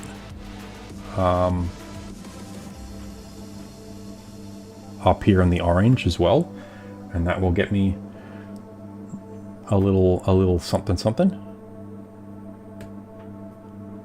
It's such a versatile color. I've used it over and over. It's great for veins and little ventricle. I could think of ventricle, like little yeah, like they're all the really light veins that you see on the surface in the skin and as well. Dahlia purple is just beautiful for that. You can actually draw it over top of your blacks as well, and what that will do is just give it a little vibrance. This little sort of hum, little glow to it. It's kind of like you look at it and you're like, there's a little bit of Dahlia, like a little bleed around the black area into the brown area, and you're kind of looking at it like when you're looking at it in person. There's a little something to it that looks quite tasteful and interesting, and it's dynamic.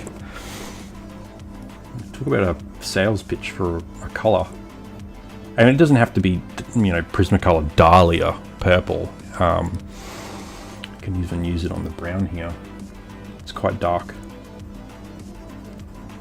in the reference. But anything that's like that, I mean, you can use Copenhagen blue. You can use all sorts of darker tones in order to add a really tasteful shadow. So I just used the same pencil in the green area, the orange space up there, and then also the brown. And there's kind of a fluidity to it as well, that it looks like it's meant to be there each time that you sort of work it in. If I grab my dark brown here, the other thing I could do, which one I've got, Crimson Lake. See, if I put Dahlia Purple together with a bit of Crimson Lake, that'll brown it up a little bit. I think I do want to get it darker now, so that I really only have one way to go. There is another purple, actually. Yeah, as soon in person, I don't know if you can see it as much as I can, but in person, the moment I put the black down onto that space, yeah, you probably see it too, guys, on the video there. But the moment I put the black down, you can see the life sort of drop out of it. So, with the great thing about wax pencils is that you can only do this so many times before you wax the page, and you don't want to. If you look at it if you look at your drawing on an angle where you can see the light bouncing off of it, you don't want it too scrubbed in. If you look on the side. The more matte it is, the more flatter the surface of the page, which means you've kind of treated the image carefully and attentively and delicately. The harder and the more polished and the more shiny and reflective your pencil work is, the more you've sort of pressed in. And what it does is it stretches the page and it creates a dip and it makes the page wobble. So when you're looking at your artwork in person, depending on the angle you're looking at it, you might actually see all this deformation and lighting bouncing off of it in different ways in the final artwork, like in the frame. And that's even without perspective glass in the frame as well. So I just would recommend that you not push hard to get results on your artwork, otherwise you're going to deform the page. Like I said, just take your time, build up the color, or change your club, change the color to a one that's more effective for what you're trying to achieve. Let's fill out the other bandana there, the tail end. I probably have some stuff to some tones in that to adjust on the top of his head as well. So what you look at that breaking. That is, I think if you're getting started with wax pencils, you can I believe you can sharpen your pencil onto like a plate or something, and if it just keeps breaking off, by the time you wait, you get to like halfway or something like that, you can send a photo or something into Prisma and just say, hey, like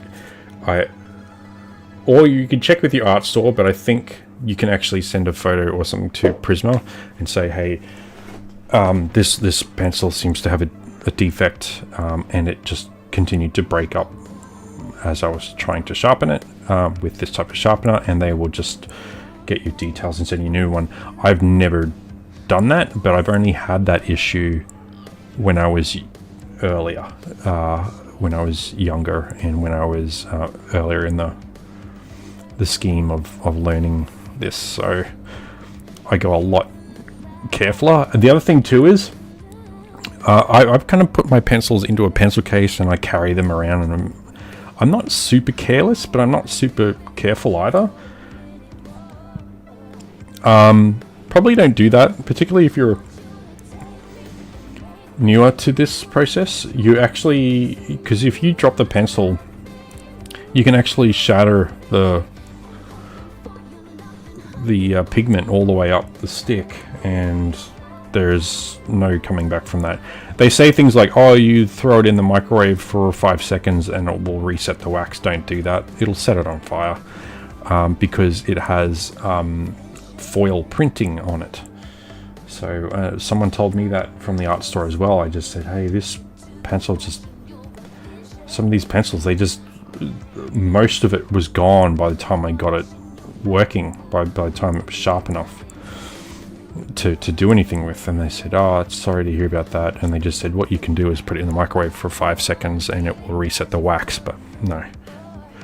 Pencils have reflective or metallic paint on it, and that will spark, arc, and catch on fire and burn, which I found out. And it didn't reset the wax either. There might be some tutorials around on the net of how to do that. You might be able to use other forms, such as maybe like leaving it out in the sun or whatever. Today is not a tutorial about how to fix a Prismacolor pencil, but I would say maybe how to prevent issues with one is to not throw one around and to respect that delicacy of it. You're going to become a fine artist, so you have to treat your tools, fine tools, finely. There's no doubt about it.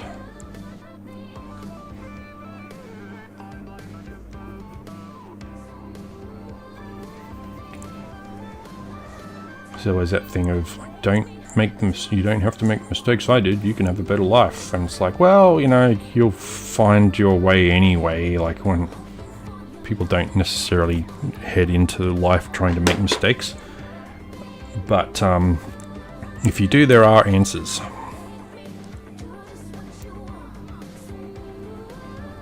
There are things to make things a bit easier. I mean, I notice that some people are quite analytical. I grew up in a low-income family, and you know, we still had a lot of good times and a lot of good stuff and good Christmases and all that kind of thing. Like, it wasn't impoverished, right? But I had to, right into my 20s, I had to make do with very little sometimes, or very little resources, no money or whatever. And so I think I just got used to not over-analyzing everything.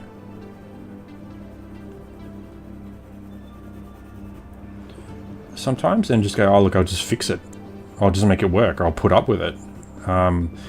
Whereas I found people of different upbringings will have to, you know, no ways right or wrong with it. It's just saying some people will be very aware of stuff that I will just put up with, and they will have to, you know, call IT and get IT down to meddle around with the thing that they notice it's a little quirky or whatever. It's just a little twinge, a little quirky in this area here, and they'll spend hours and hours trying to get it fixed up because it's not perfect. Whereas I just kind of like go, all right, well, I want to do this thing, and I don't want to spend my time complaining about how there's this little twinge in that kind of brand pencil and it just doesn't work well enough for me, and it's a huge letdown or whatever. Like, I don't know, I don't have a magnifying glass over the nuances of imperfections when it comes to certain things. I just put up with what I have and put out. So I'm not saying that either way is right or wrong. I'm just saying you can have a bit of balance by considering that if I'm not worried about being limited by imperfection, I think that's a suitable starting point for people. Like, you can get started with what you have. Like, I have a makeshift studio at the moment because I got to keep going. There's all sorts of bumps and qualities in the stream or into doing this that's just not up to how I want to do things, and it's actually a downgrade from how I've done things in the past because I moved. But the imperfections of what I have now shouldn't stop the momentum in where it really counts. So I would say the same thing to you, and that is, you don't need the best pencils.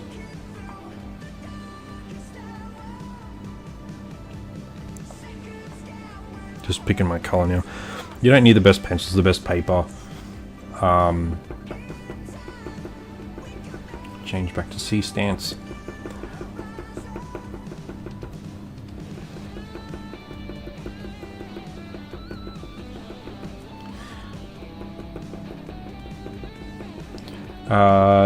You don't need the best easel.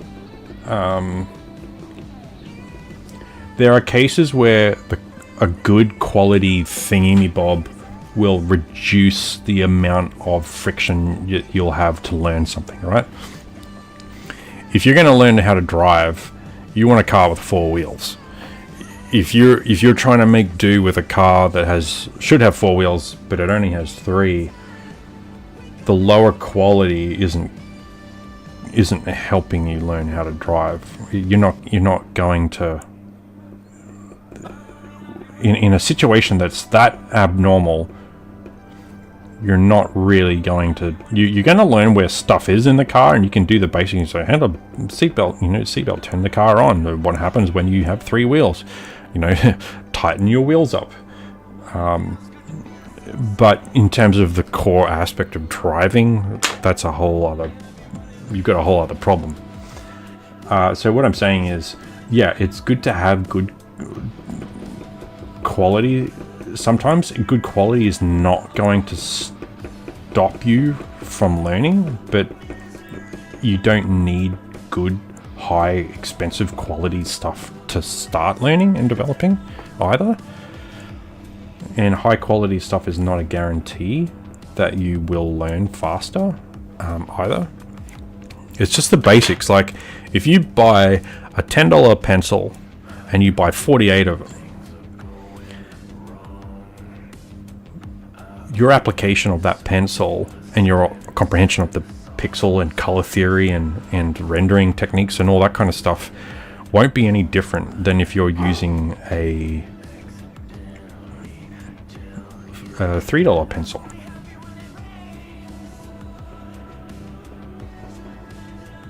The application is the same, and the Prismacolor pencil, for example, this is not a sponsored resource too, by the way, nothing is sponsored on here.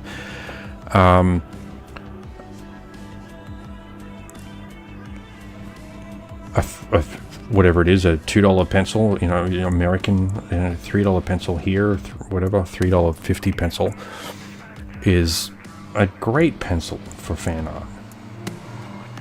The $7 Caran d'Arche Luminance pencil will not change your application.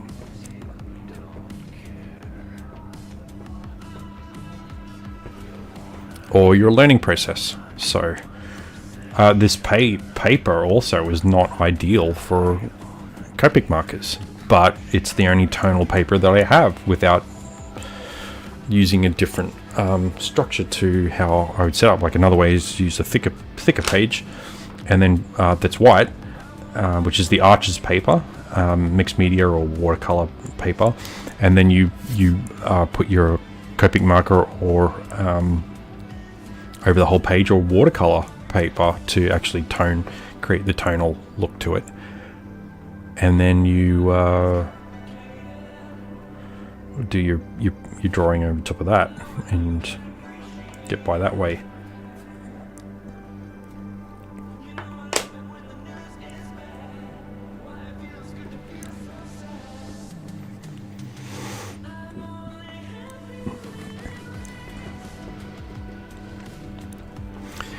And when I started, I drew on Moleskine notebook, which I've lost for the time being, and that's a terrible paper to draw on. It's thin.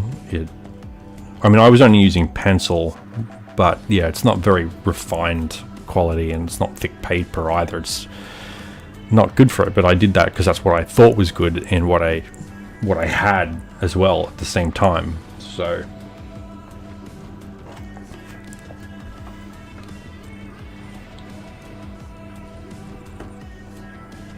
it didn't affect me.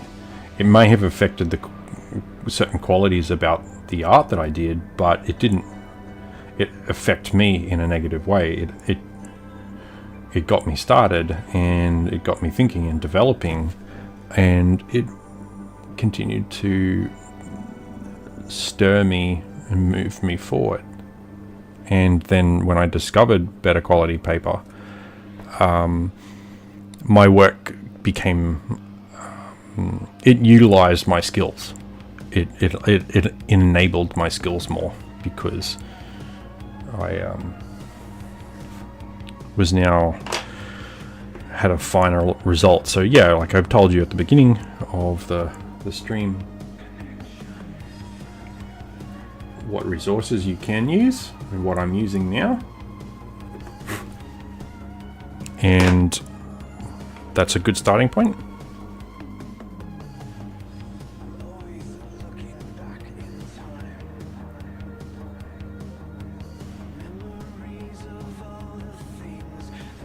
Just using a bit of white there to bring that out a little bit further.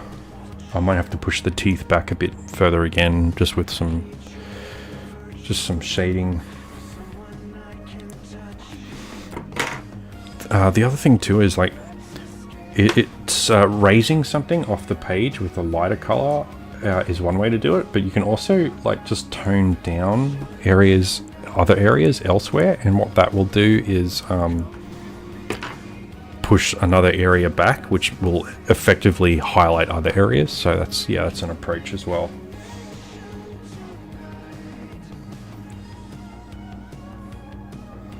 How are we going for time? We've got another 15 minutes before we hit the 3-hour mark, and I would recommend that you only do 3 hours in a sitting, because you have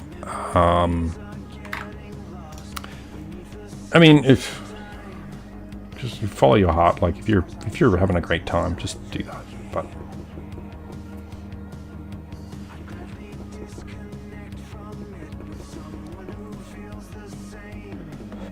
three hours, if you're learning, is the upper sort of limit. So you probably gonna want to take a break. Going back to C stance. Take a break, get some fresh air, get your eyes out of the cave for a bit.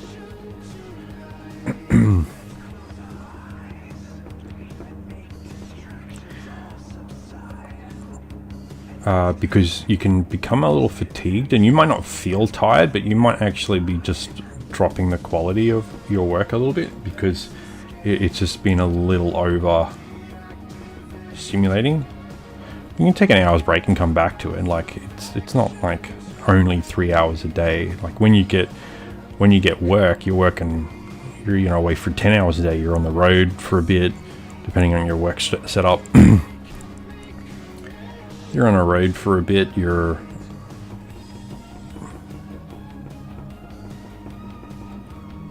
at the workplace for 8-9 hours, minimum.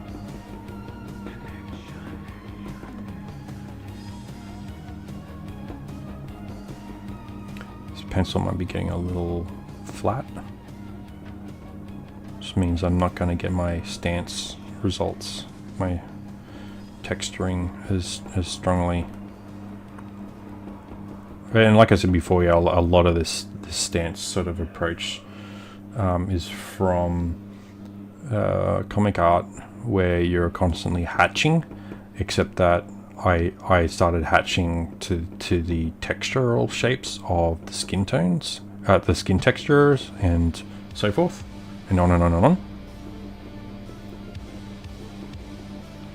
So I just thought, oh, why not Why just do contour hatching? Why not do textural hatching? And you know, way back when I did Wolverine, I was like, well, I'm going to color in this guy, but why would I just shade him in? Like, why would I just scrub the colors in when he's got all these textures on him? Like, he's got these really cool leather textures in that, and like I want to grab a hold of that somehow. And then so I just adopted this scheme of stance, as I said earlier, of building in texture with the color itself, the colored pencil itself.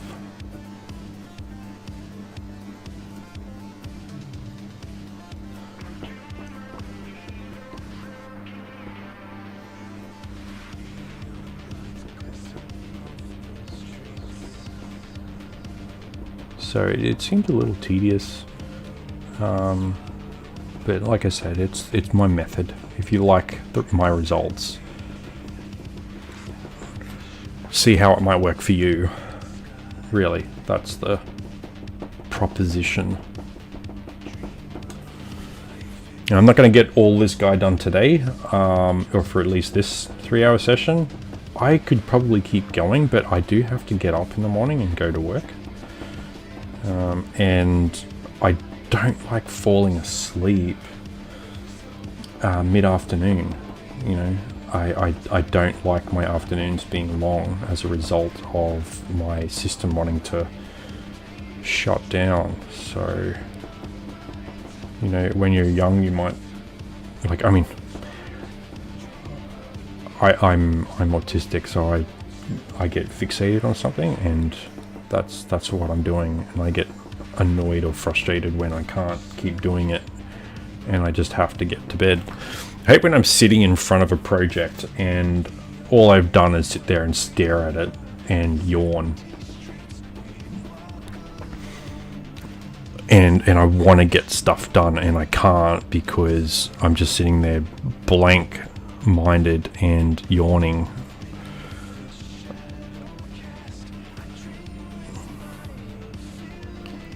And I've been doing it for half an hour, not achieving anything, and I'm trying to defy the odds, getting nowhere with it.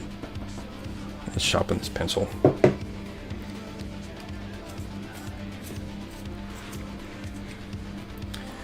And I say, well, I know I'm not going to get anything more out of this evening, because all I'm doing is sitting here, staring at my screen with no idea about what I'm trying to do, or I know what I have to do and I just can't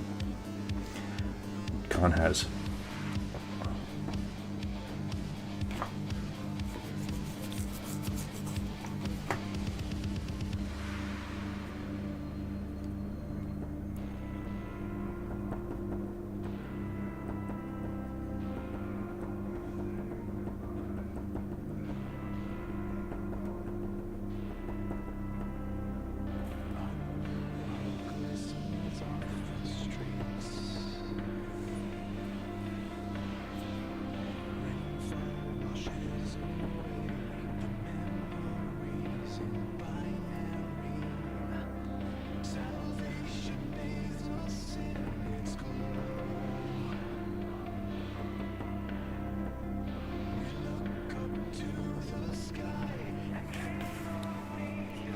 So I'm just following the anatomy around that I see in the reference image. I mean, I know we did an anatomy study, which is the first video on YouTube. This is being the second. I've done hundreds and hundreds and hundreds of videos prior, but on Twitch, which is finished now.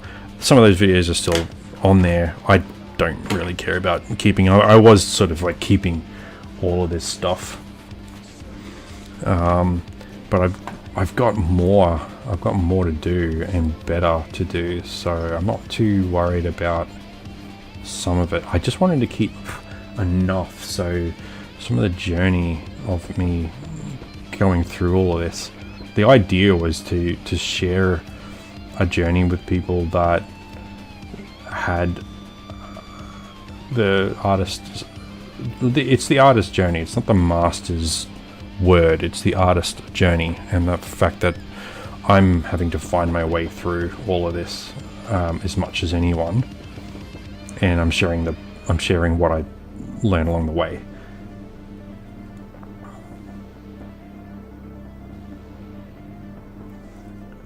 And I wanted to present and archive some of that, but now at this point, like, this is, yep, some of that's archiving. Like, YouTube is much better at archiving than Twitch. If your Prime payment subscription bounces, they will automatically delete 2 weeks worth of content.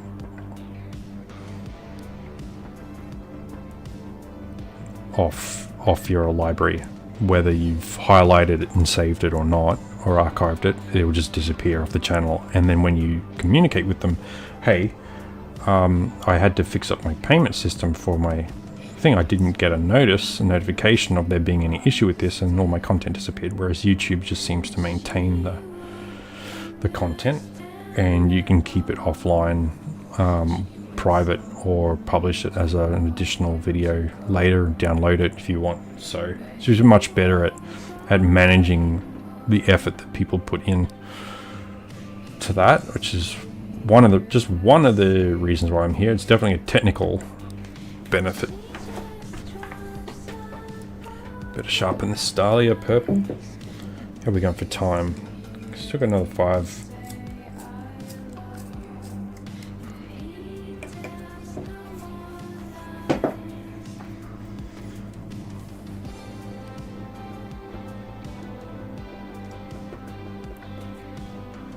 There's all sorts of content on YouTube, but I just feel like the alignment of the educational aspect of my journey, for me, growing as a person, aligns with the educational aspect of the art community on YouTube, even though it's probably a bit more separated in terms of it's a bit more global than Twitch. Twitch is more like a small town in the sense that it's very easy to sort of become familiar with everyone that's on there or in your genre, and it comes with both the pros and cons of small town social aspects as well. I never really had any, but I did just find, just in general, like, the content that's mixed in with your genre could be pretty questionable stuff.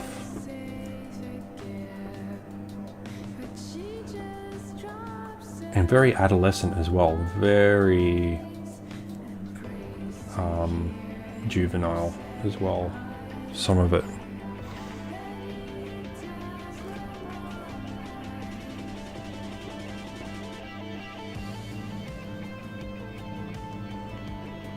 Probably if I was gaming, I don't know, if I was doing gaming, maybe stick with it, but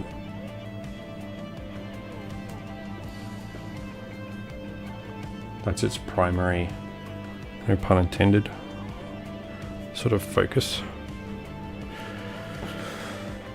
Alright, just etched in some, we put a little bit too dark or whatever. We can sort of tone it back a little bit, but every time you add another color in to sort of tone another color down, you do lose that definition and you start to wax the page and polish it. So I'm just going to sharpen up some, electric blue. I still have that. I'm going to sharpen up that electric blue. I think I do have, I've got that on the list there.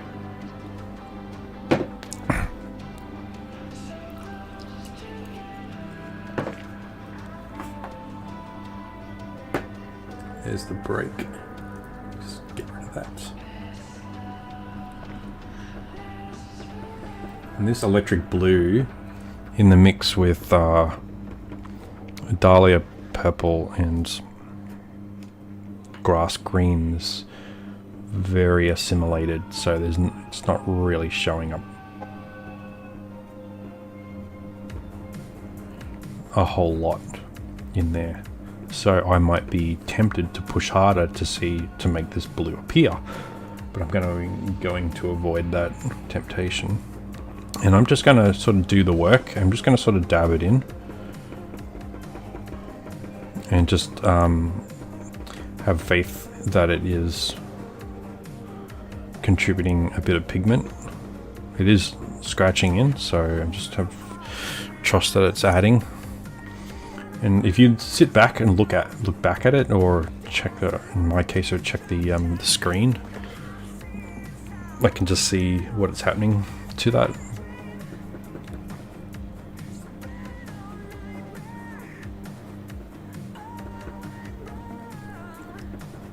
Sometimes when you do circles as well, it can just sort of like work into that texture, like woolly textural kind of thing. It does blur it a little bit as well. So the more you scrub, the more you lose that definition. Actually, I might come across to what it was called, the non-photo blue.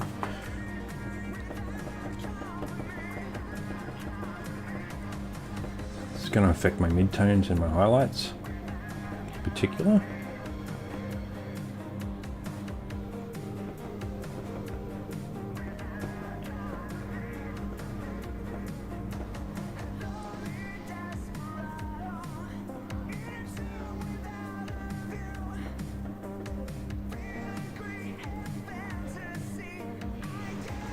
I would say that compared to Donatello, it's on a par, meaning that it has a similar style. I mean, it's the same artist.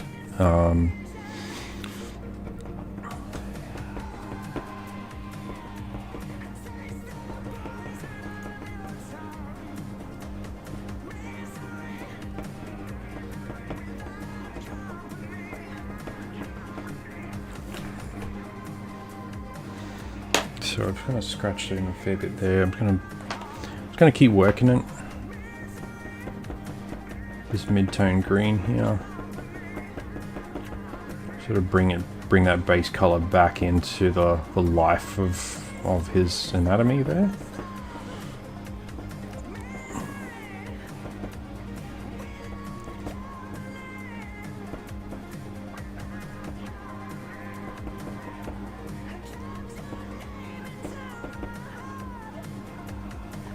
Because clearly the Dahlia purple and the non-photo blue is just very unnatural to his central sort of coloring. His color is that warm green. And what I can do is get my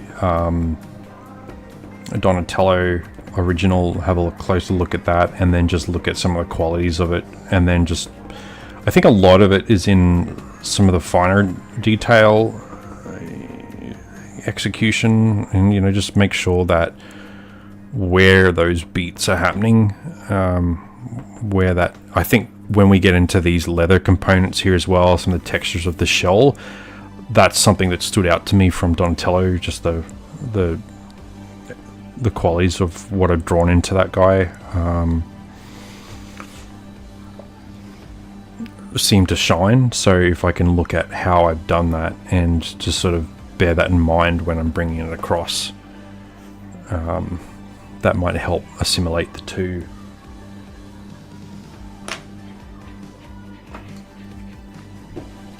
I've got this what's it called again? Blue slate. Sorry guys, I keep forgetting. I don't think it's going to be super powerful. I'm just going to help sort of scrub texture into some of these shadows here because they're just a little stark. So what I'm doing is I'm just breaking up some of the line work that I've done previously with the Dahlia purple there. So I'm kind of like doing a sword fighting thing where I'm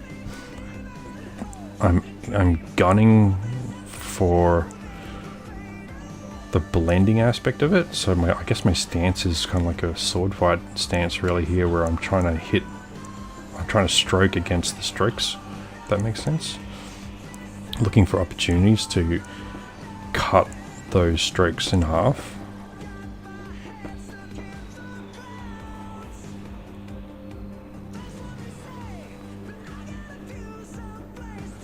And I also want to bring in some white.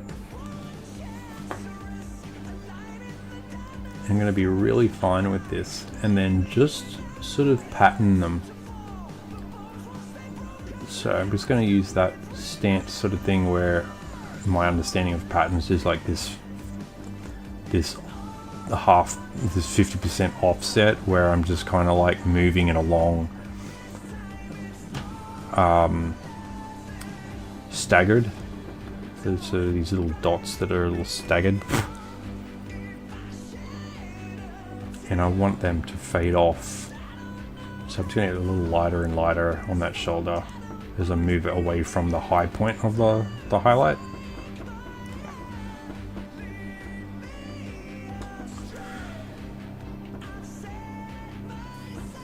Not going hard either on that, because that is a waxing portion. You don't want to wax or break your pencil trying to like push the white into the color. You just have to accept how much it can do. Oh, I forgot also I have another tool. I just put it aside before. It is here somewhere. It might have...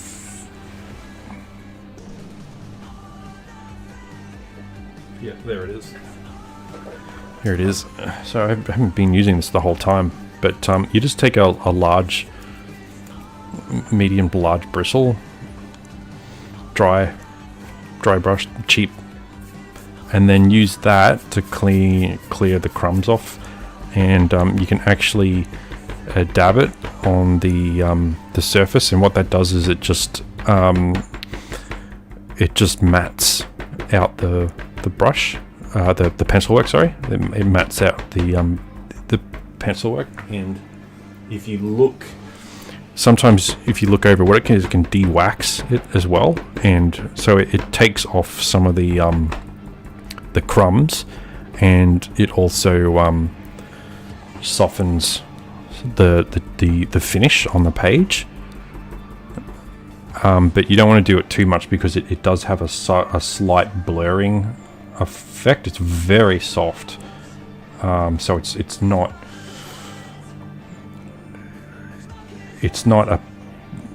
an overbearing type of application. But yeah, it is obviously a grit, and it is having a sanding effect on your work. And that's just to sort of tone things down a little bit.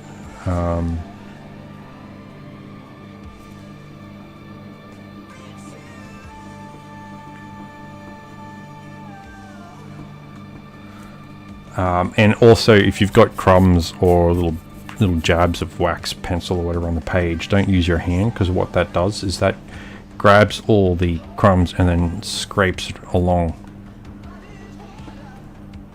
the page, and it makes your page dirty. I mean, if you want that look, just use your hand, obviously. So if I kept on doing this throughout the process of cleaning the page, it would drag all the crumbs across the page and create like this sort of like dirty, blurry sort of effect. And if you want that, keep it up. Just be, you have to be aware of like not literally everything that touches the page is contributing something. So if your hand is touching the page or moving across, or you're just doing this to get the dry crumbs and stuff off the page, that's drawing. You're just using a different tool. So you just got to keep that in mind. And if you touch the page of art, you're just, in traditional sense, you're you're drawing somehow.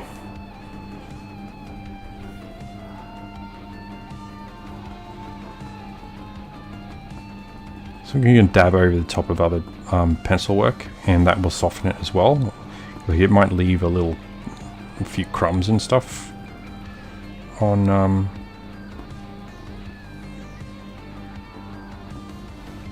like when you put some pigment onto the page, it might create, like, if you zoom up into it, Honey, I Shrunk the Kids style, and you look at it, you might actually find that there's this little mountain of pigment sitting on the page. If you like zoom up, 100 times or something, or 1,000 times, and then what happens is with the brush it just flattens that out. But you can also just dab it with the pencil, and that will actually just press in and spread out and smooth off the surface of that section there. So just something worth keep in mind is that, yeah, every time you touch the page, whether it's with your hand or the pencil or the brush or other paper too, like when you put it in a portfolio, you have to be careful that it doesn't slide around and then turn your artwork into a blur. So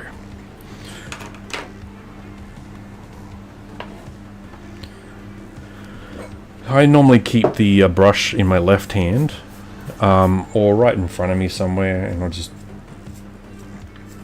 after I do a little section or something, just pick it up and tidy it up.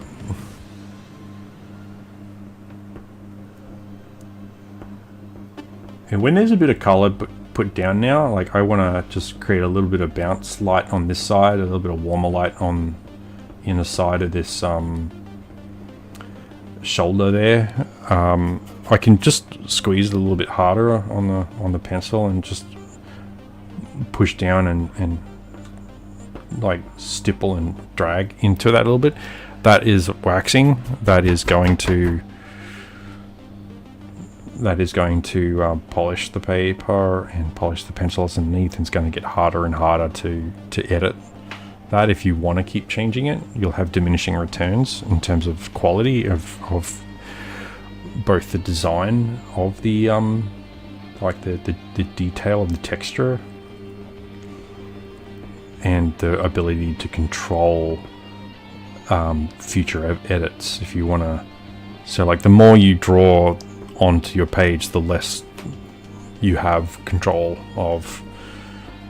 So you kind of want to lay your detail and your colors down correctly as you want them early, and like I said, once again, go slow, take your time. It's you get better results when you don't rush. What else in life is like that? There are other things. It's somewhat universal. Not completely, just somewhat universal principle. Going slow can get you some really great results.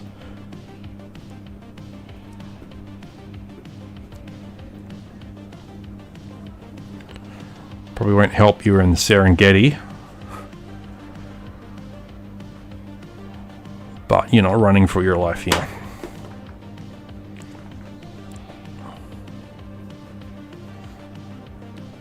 We could probably bring up some of that blue slate up onto the head here, just a little bit. And I've done the stippling and the texturing quite tight up here on the head, very, very light and very calmly. So you can see after 3 hours of doing this, I've actually, like I said, I don't feel tired or upset with the artwork or what, but there's just a little hint of a bit of fatigue. Like you're just a little less interested in, you're a little less energetic. You're feeling a little tired, a little hungry, or all that kind of thing. And just the little bits of all of that adds up to being less attentive in the quality of your work. So you might start at the top with some really, really fine work, and as you get further into your piece and further down, you find that he's getting heavier strokes and less concerned about the quality. So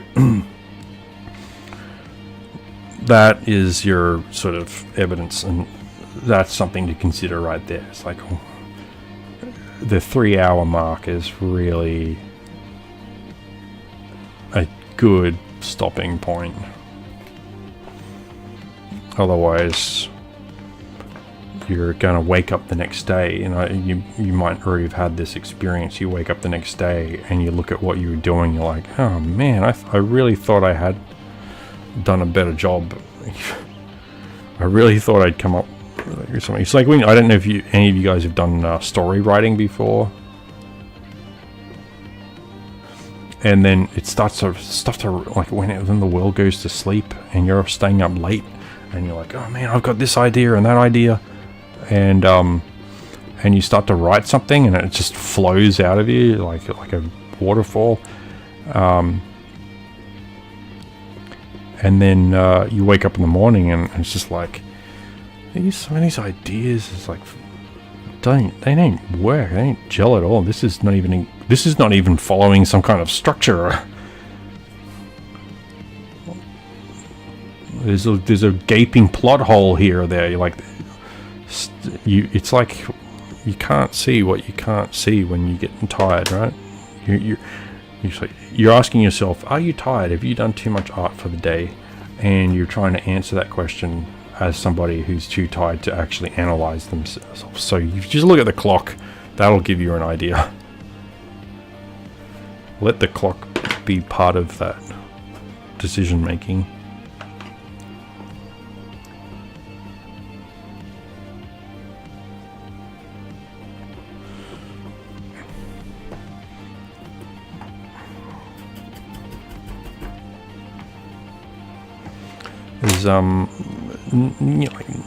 There's little resting points too, like when you've decided you're gonna sort of sit back and sort of check at what you've done.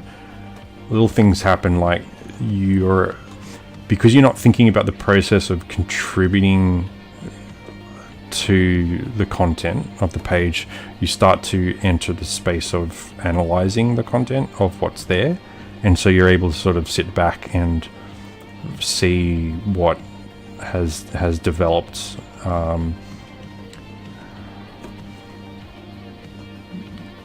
and if you need to change anything. So I've found professionally, the quality assurance and analysis of work happens usually in a different department, different person who's looking at your work, and they spot stuff straight away, which doesn't make them good designers because they didn't come up with the content to start with. But it makes them good quality assurance people because they are not having to dedicate large quantities of their time to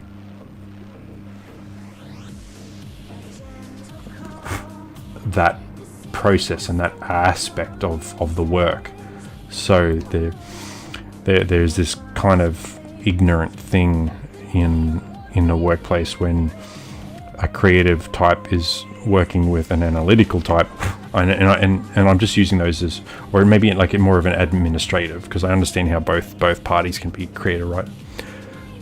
Creative spreadsheets, creative design, two different types of creative, like, same part of the brain maybe. Who knows? Anyway, the main thing is that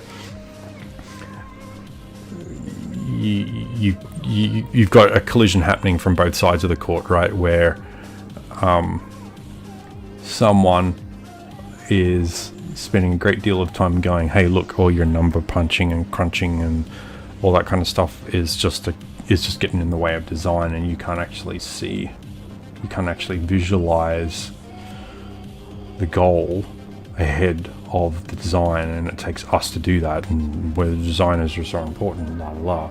But then you have the analytical type who's saying that, yeah, but you guys can't see what you're doing that doesn't line up with the saleability or the marketability or the quality, certain production qualities or certain business end aspects of the work either. You know, some one person could cover all those bases, but it's less likely, you know, when you have a dedicated quality assurance person and of various types, and you have dedicated artists, you get the best of both, or you get the best analysis, and you get the best creativity when you've got people who have been able to focus on that process. But where the hubris comes in is when you've got one of those departments who assume that the other department are terrible at their job because they're not doing their job, their aspect of the work very well. And it's like, yeah, that's why you're here. You are here to help analyze the work. It doesn't make me a bad designer if you spot something in 5 seconds, because the aspect that does not come from my skill set or apply to me is not going to be seen by me. So easily, at least, anyway. So that you have to have that give and take of the reason why, artists are good at art is because they're focused on art. They're not focused on every other aspect of it so perfectly. We have a team to do that. I mean, for those of us here who are independents, doing your own thing separately, that's a thing, like it's a tough gig trying to analyze your work really, really well just by yourself with no one to sort of help guide that. And that's what tutorials are for. That's what observing and absorbing other artists is about. And ultimately too, like I saw earlier on Instagram that somebody had done a skit of analytical, critical type people showing up to Van Gogh. Imagine if Van Gogh had to suffer critics. So I think the case was that nobody really knew who he was until after he passed away, and then he became a highly valued impressionistic artist, right? Which is a shame, but that's what happened. And but they said, imagine if people had discovered that he was so, successful at his thing and all the rest before he passed away, and the critics had and the customers had a determination about his quality prior to, like while he was alive, prior to him really finishing the piece. And then coming back to them saying, hey, look, does the Starry Night have to be Starry Night? Like, can it actually be daytime? I think the customer and our focus group has determined that they think that the Starry Night is too dark and it should actually be a sunny day. Like just completely ignorant of. It's like they said they've come back to him and said, oh, unfortunately the painting has failed the focus test. And Van Gogh says, how can a painting fail? He's holding the brush, working on something else, and he just turns around and he's like, how can a painting fail? And the point is that even though you're analyzing your work and you're trying to improve the quality of that, and you're looking at other people and tutorials and learning from that experience and those techniques and then applying it and branching off and doing your own thing, ultimately it's still representative of you and the time of your life when you're trying this thing out, and your art at a certain time of your life. Like if you look at Rembrandt, his work, actually one in particular was Goya. I think if you look at his commissioned professional life, then you look at the black paintings, and you look at his personal life and his personal reflection of feelings and his existence in the world, I think that he was on lockdown for a time because there was a plague or something. So he was locked in. He'd be on lockdown in his home for quite an amount of times as well.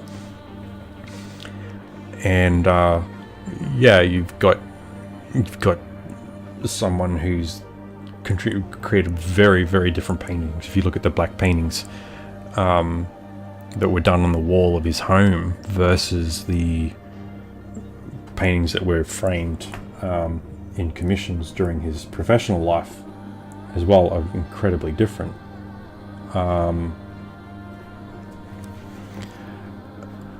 And what you have is what people ask for versus him really identifying components in times and eras and feelings and the obstacles and challenges of life that he was experiencing. Like, what would you feel like? Even ask yourself, what would you feel somewhat more affected by a fan art such as this, or something that captures the brutal difficulty of COVID, lockdown during COVID, and the limitations that it posed, and the effect that it had for you or for your part of the world, and economically, so forth. It's and that being captured so well. So I'm not necessarily proposing an ultimatum where it has to be the most emotionally dramatic and most emotionally entangled piece that there is. It's just sort of saying, like, when someone commissions something for their own motivations, what it's really doing is it's drawing from that artist's ability, not from necessarily how they feel and what they're thinking about life and what they feel that humanity is going through. It's just something that they want, whether it's a portrait of their family or their success, capturing their success and their achievement or something like that, in such a glorious state, or even a portrait of a woman in the white dress, or alternatively, a wise looking old man, to hang a picture of that artist's work in your place that emanates the thoughts and feelings of wisdom and age and experience and neurotic profundity, whatever, that I guess to some degree are somewhat vain determination. I mean, even for an artist, even for art like this is just a bit of fun for something that's a nostalgic thing for me, and it works as a tutorial as well, and a draw along.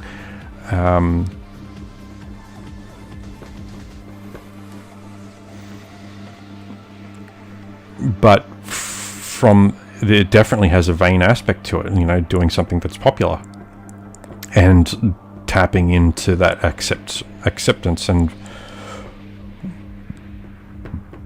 something that might stir more visibility and validation, right? So there's definitely a vanity to it. But if I started just focusing on a drawn piece that is, and even colored, the same treatment, drawn and colored, piece that digs more into what it's like to be on this journey, or what it was like to be in COVID. We'll get off that topic, but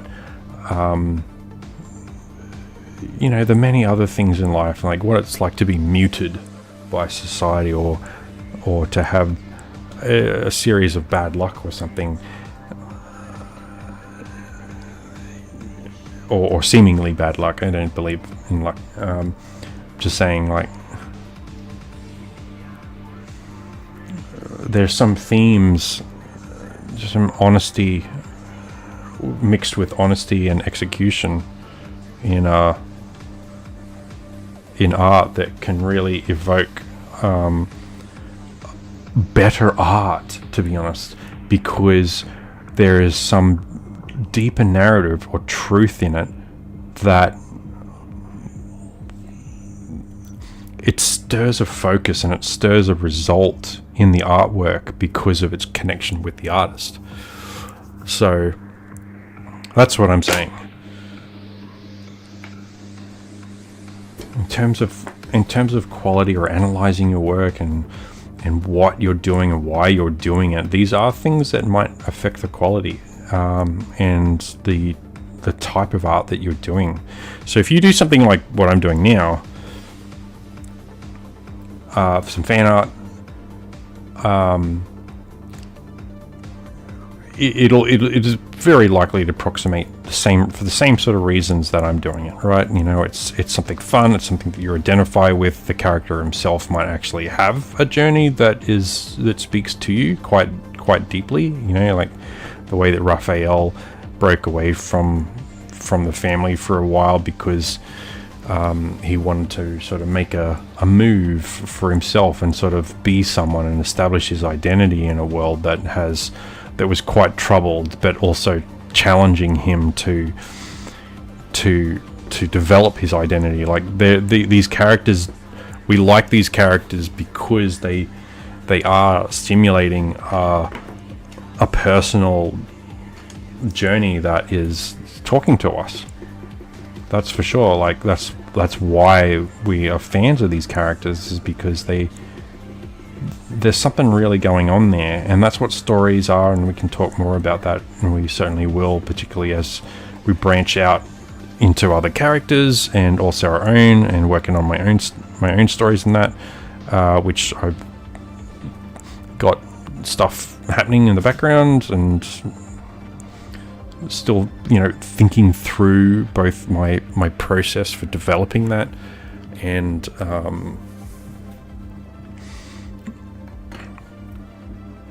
you know, that's another conversation. I'm just going to try and tone down this brown. It does not want to go away. This is what happens when you start to wax the page, as it becomes increasingly difficult to tone stuff down. The camera is also lying to me a little bit. It's a little bit bolder on the camera than it is in reality, I think, too. It's not too bad, to be honest. It's pretty close.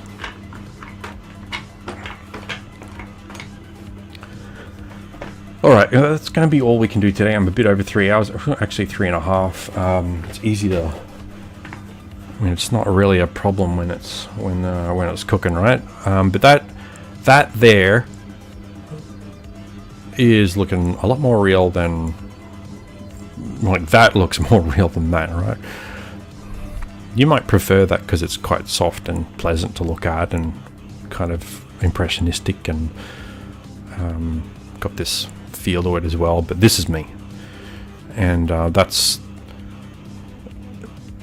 the area I'm developing, at least colored pencils. Like when it comes to digital ink, that's different again, and to the point I want to take all these abilities that I've learned in digital ink and take that in another direction again that's a bit more challenging to understand, because it's a bit more textural and fluid and has more movement in it, whereas a lot of mine is very materialistic in the literal sense of the term, very, very textural and all that, and it's slowing me down so much that I'm having a bit of trouble building a narrative when that is dominating the process, when the texture is dominating the process. When you're doing something like this, a little homage or whatever, yeah, it's nice and it's fun and it's pleasant. But yeah, when you're trying to do a narrative and you're focusing so much time on drawn texture, it's a lot. It's taxing. So I'm trying to figure out how to satisfy my desires and approach in artwork and the process for it, while also getting a move on, and keeping that momentum. So more to come on that. I will be open and transparent about that, how that works. For now, I am gonna finish up. I've got more to do and to develop on this guy. A whole rest of the body. I might look at doing some more of Mikey later in the week as into part 2 of this, and he might be just pushed a little further along, something to do a bit of work after hours on it, whatever. So you'll see, but you'll get a bit more exposure to my process for doing it anyway, even if it's just the finished result later on. And at this stage, just so you guys know, I'm only looking at doing 1 stream a week at this stage, because it allows me to prepare more, to set up the description, provide the resources and the links to what I'm doing and how I'm doing it. So you have all of that there. It allows me to just put a little bit better attention, effort and quality into it for you, just by doing a little bit less. And it also allows me to develop myself and my art in the background, as well as some of this other work that I'm doing. So but I've definitely streamed up to 5 days a week in the past when things are humming. So it's just a placement for now. If you want to check out what I've done, all the links are in the description. So you'll have all the links to Instagram, ArtStation. Instagram has got the most content, in ArtStation I'm starting to build out with what I'm doing now, but it's all condensed down to my preferred piece or art styles that I feel like are more portfolio, whereas Instagram is really just a blog of everything that's happened on. And those are the 2 main channels. I'm working on a Patreon as well, so in the future I will have the collection of the phase of each piece of artwork that I'm doing, so you can see it building, and then I'll put the descriptions and pointers into there, and more resources and that into there, and also as exclusive stuff as well. So you can check that. The link is there, but it hasn't gone live yet for Patreon. So anyway, just giving you a heads up. I'll be back next week. Keep an eye out you can see stream previews on the Discord, links in the description, or you'll get the notification when we go live on here. You know how to do that. So otherwise, everyone who has been here hanging out in the background, thanks for lurking, thanks for watching. If you feel like any one of your friends would benefit from our community, this type of hang, draw, tutorial, draw along, journey along, feel free to share, pass this on to them, and we'll go from there. Thanks everyone for watching, and I will catch you real soon. Love and peace, stay creative and away from toxicity.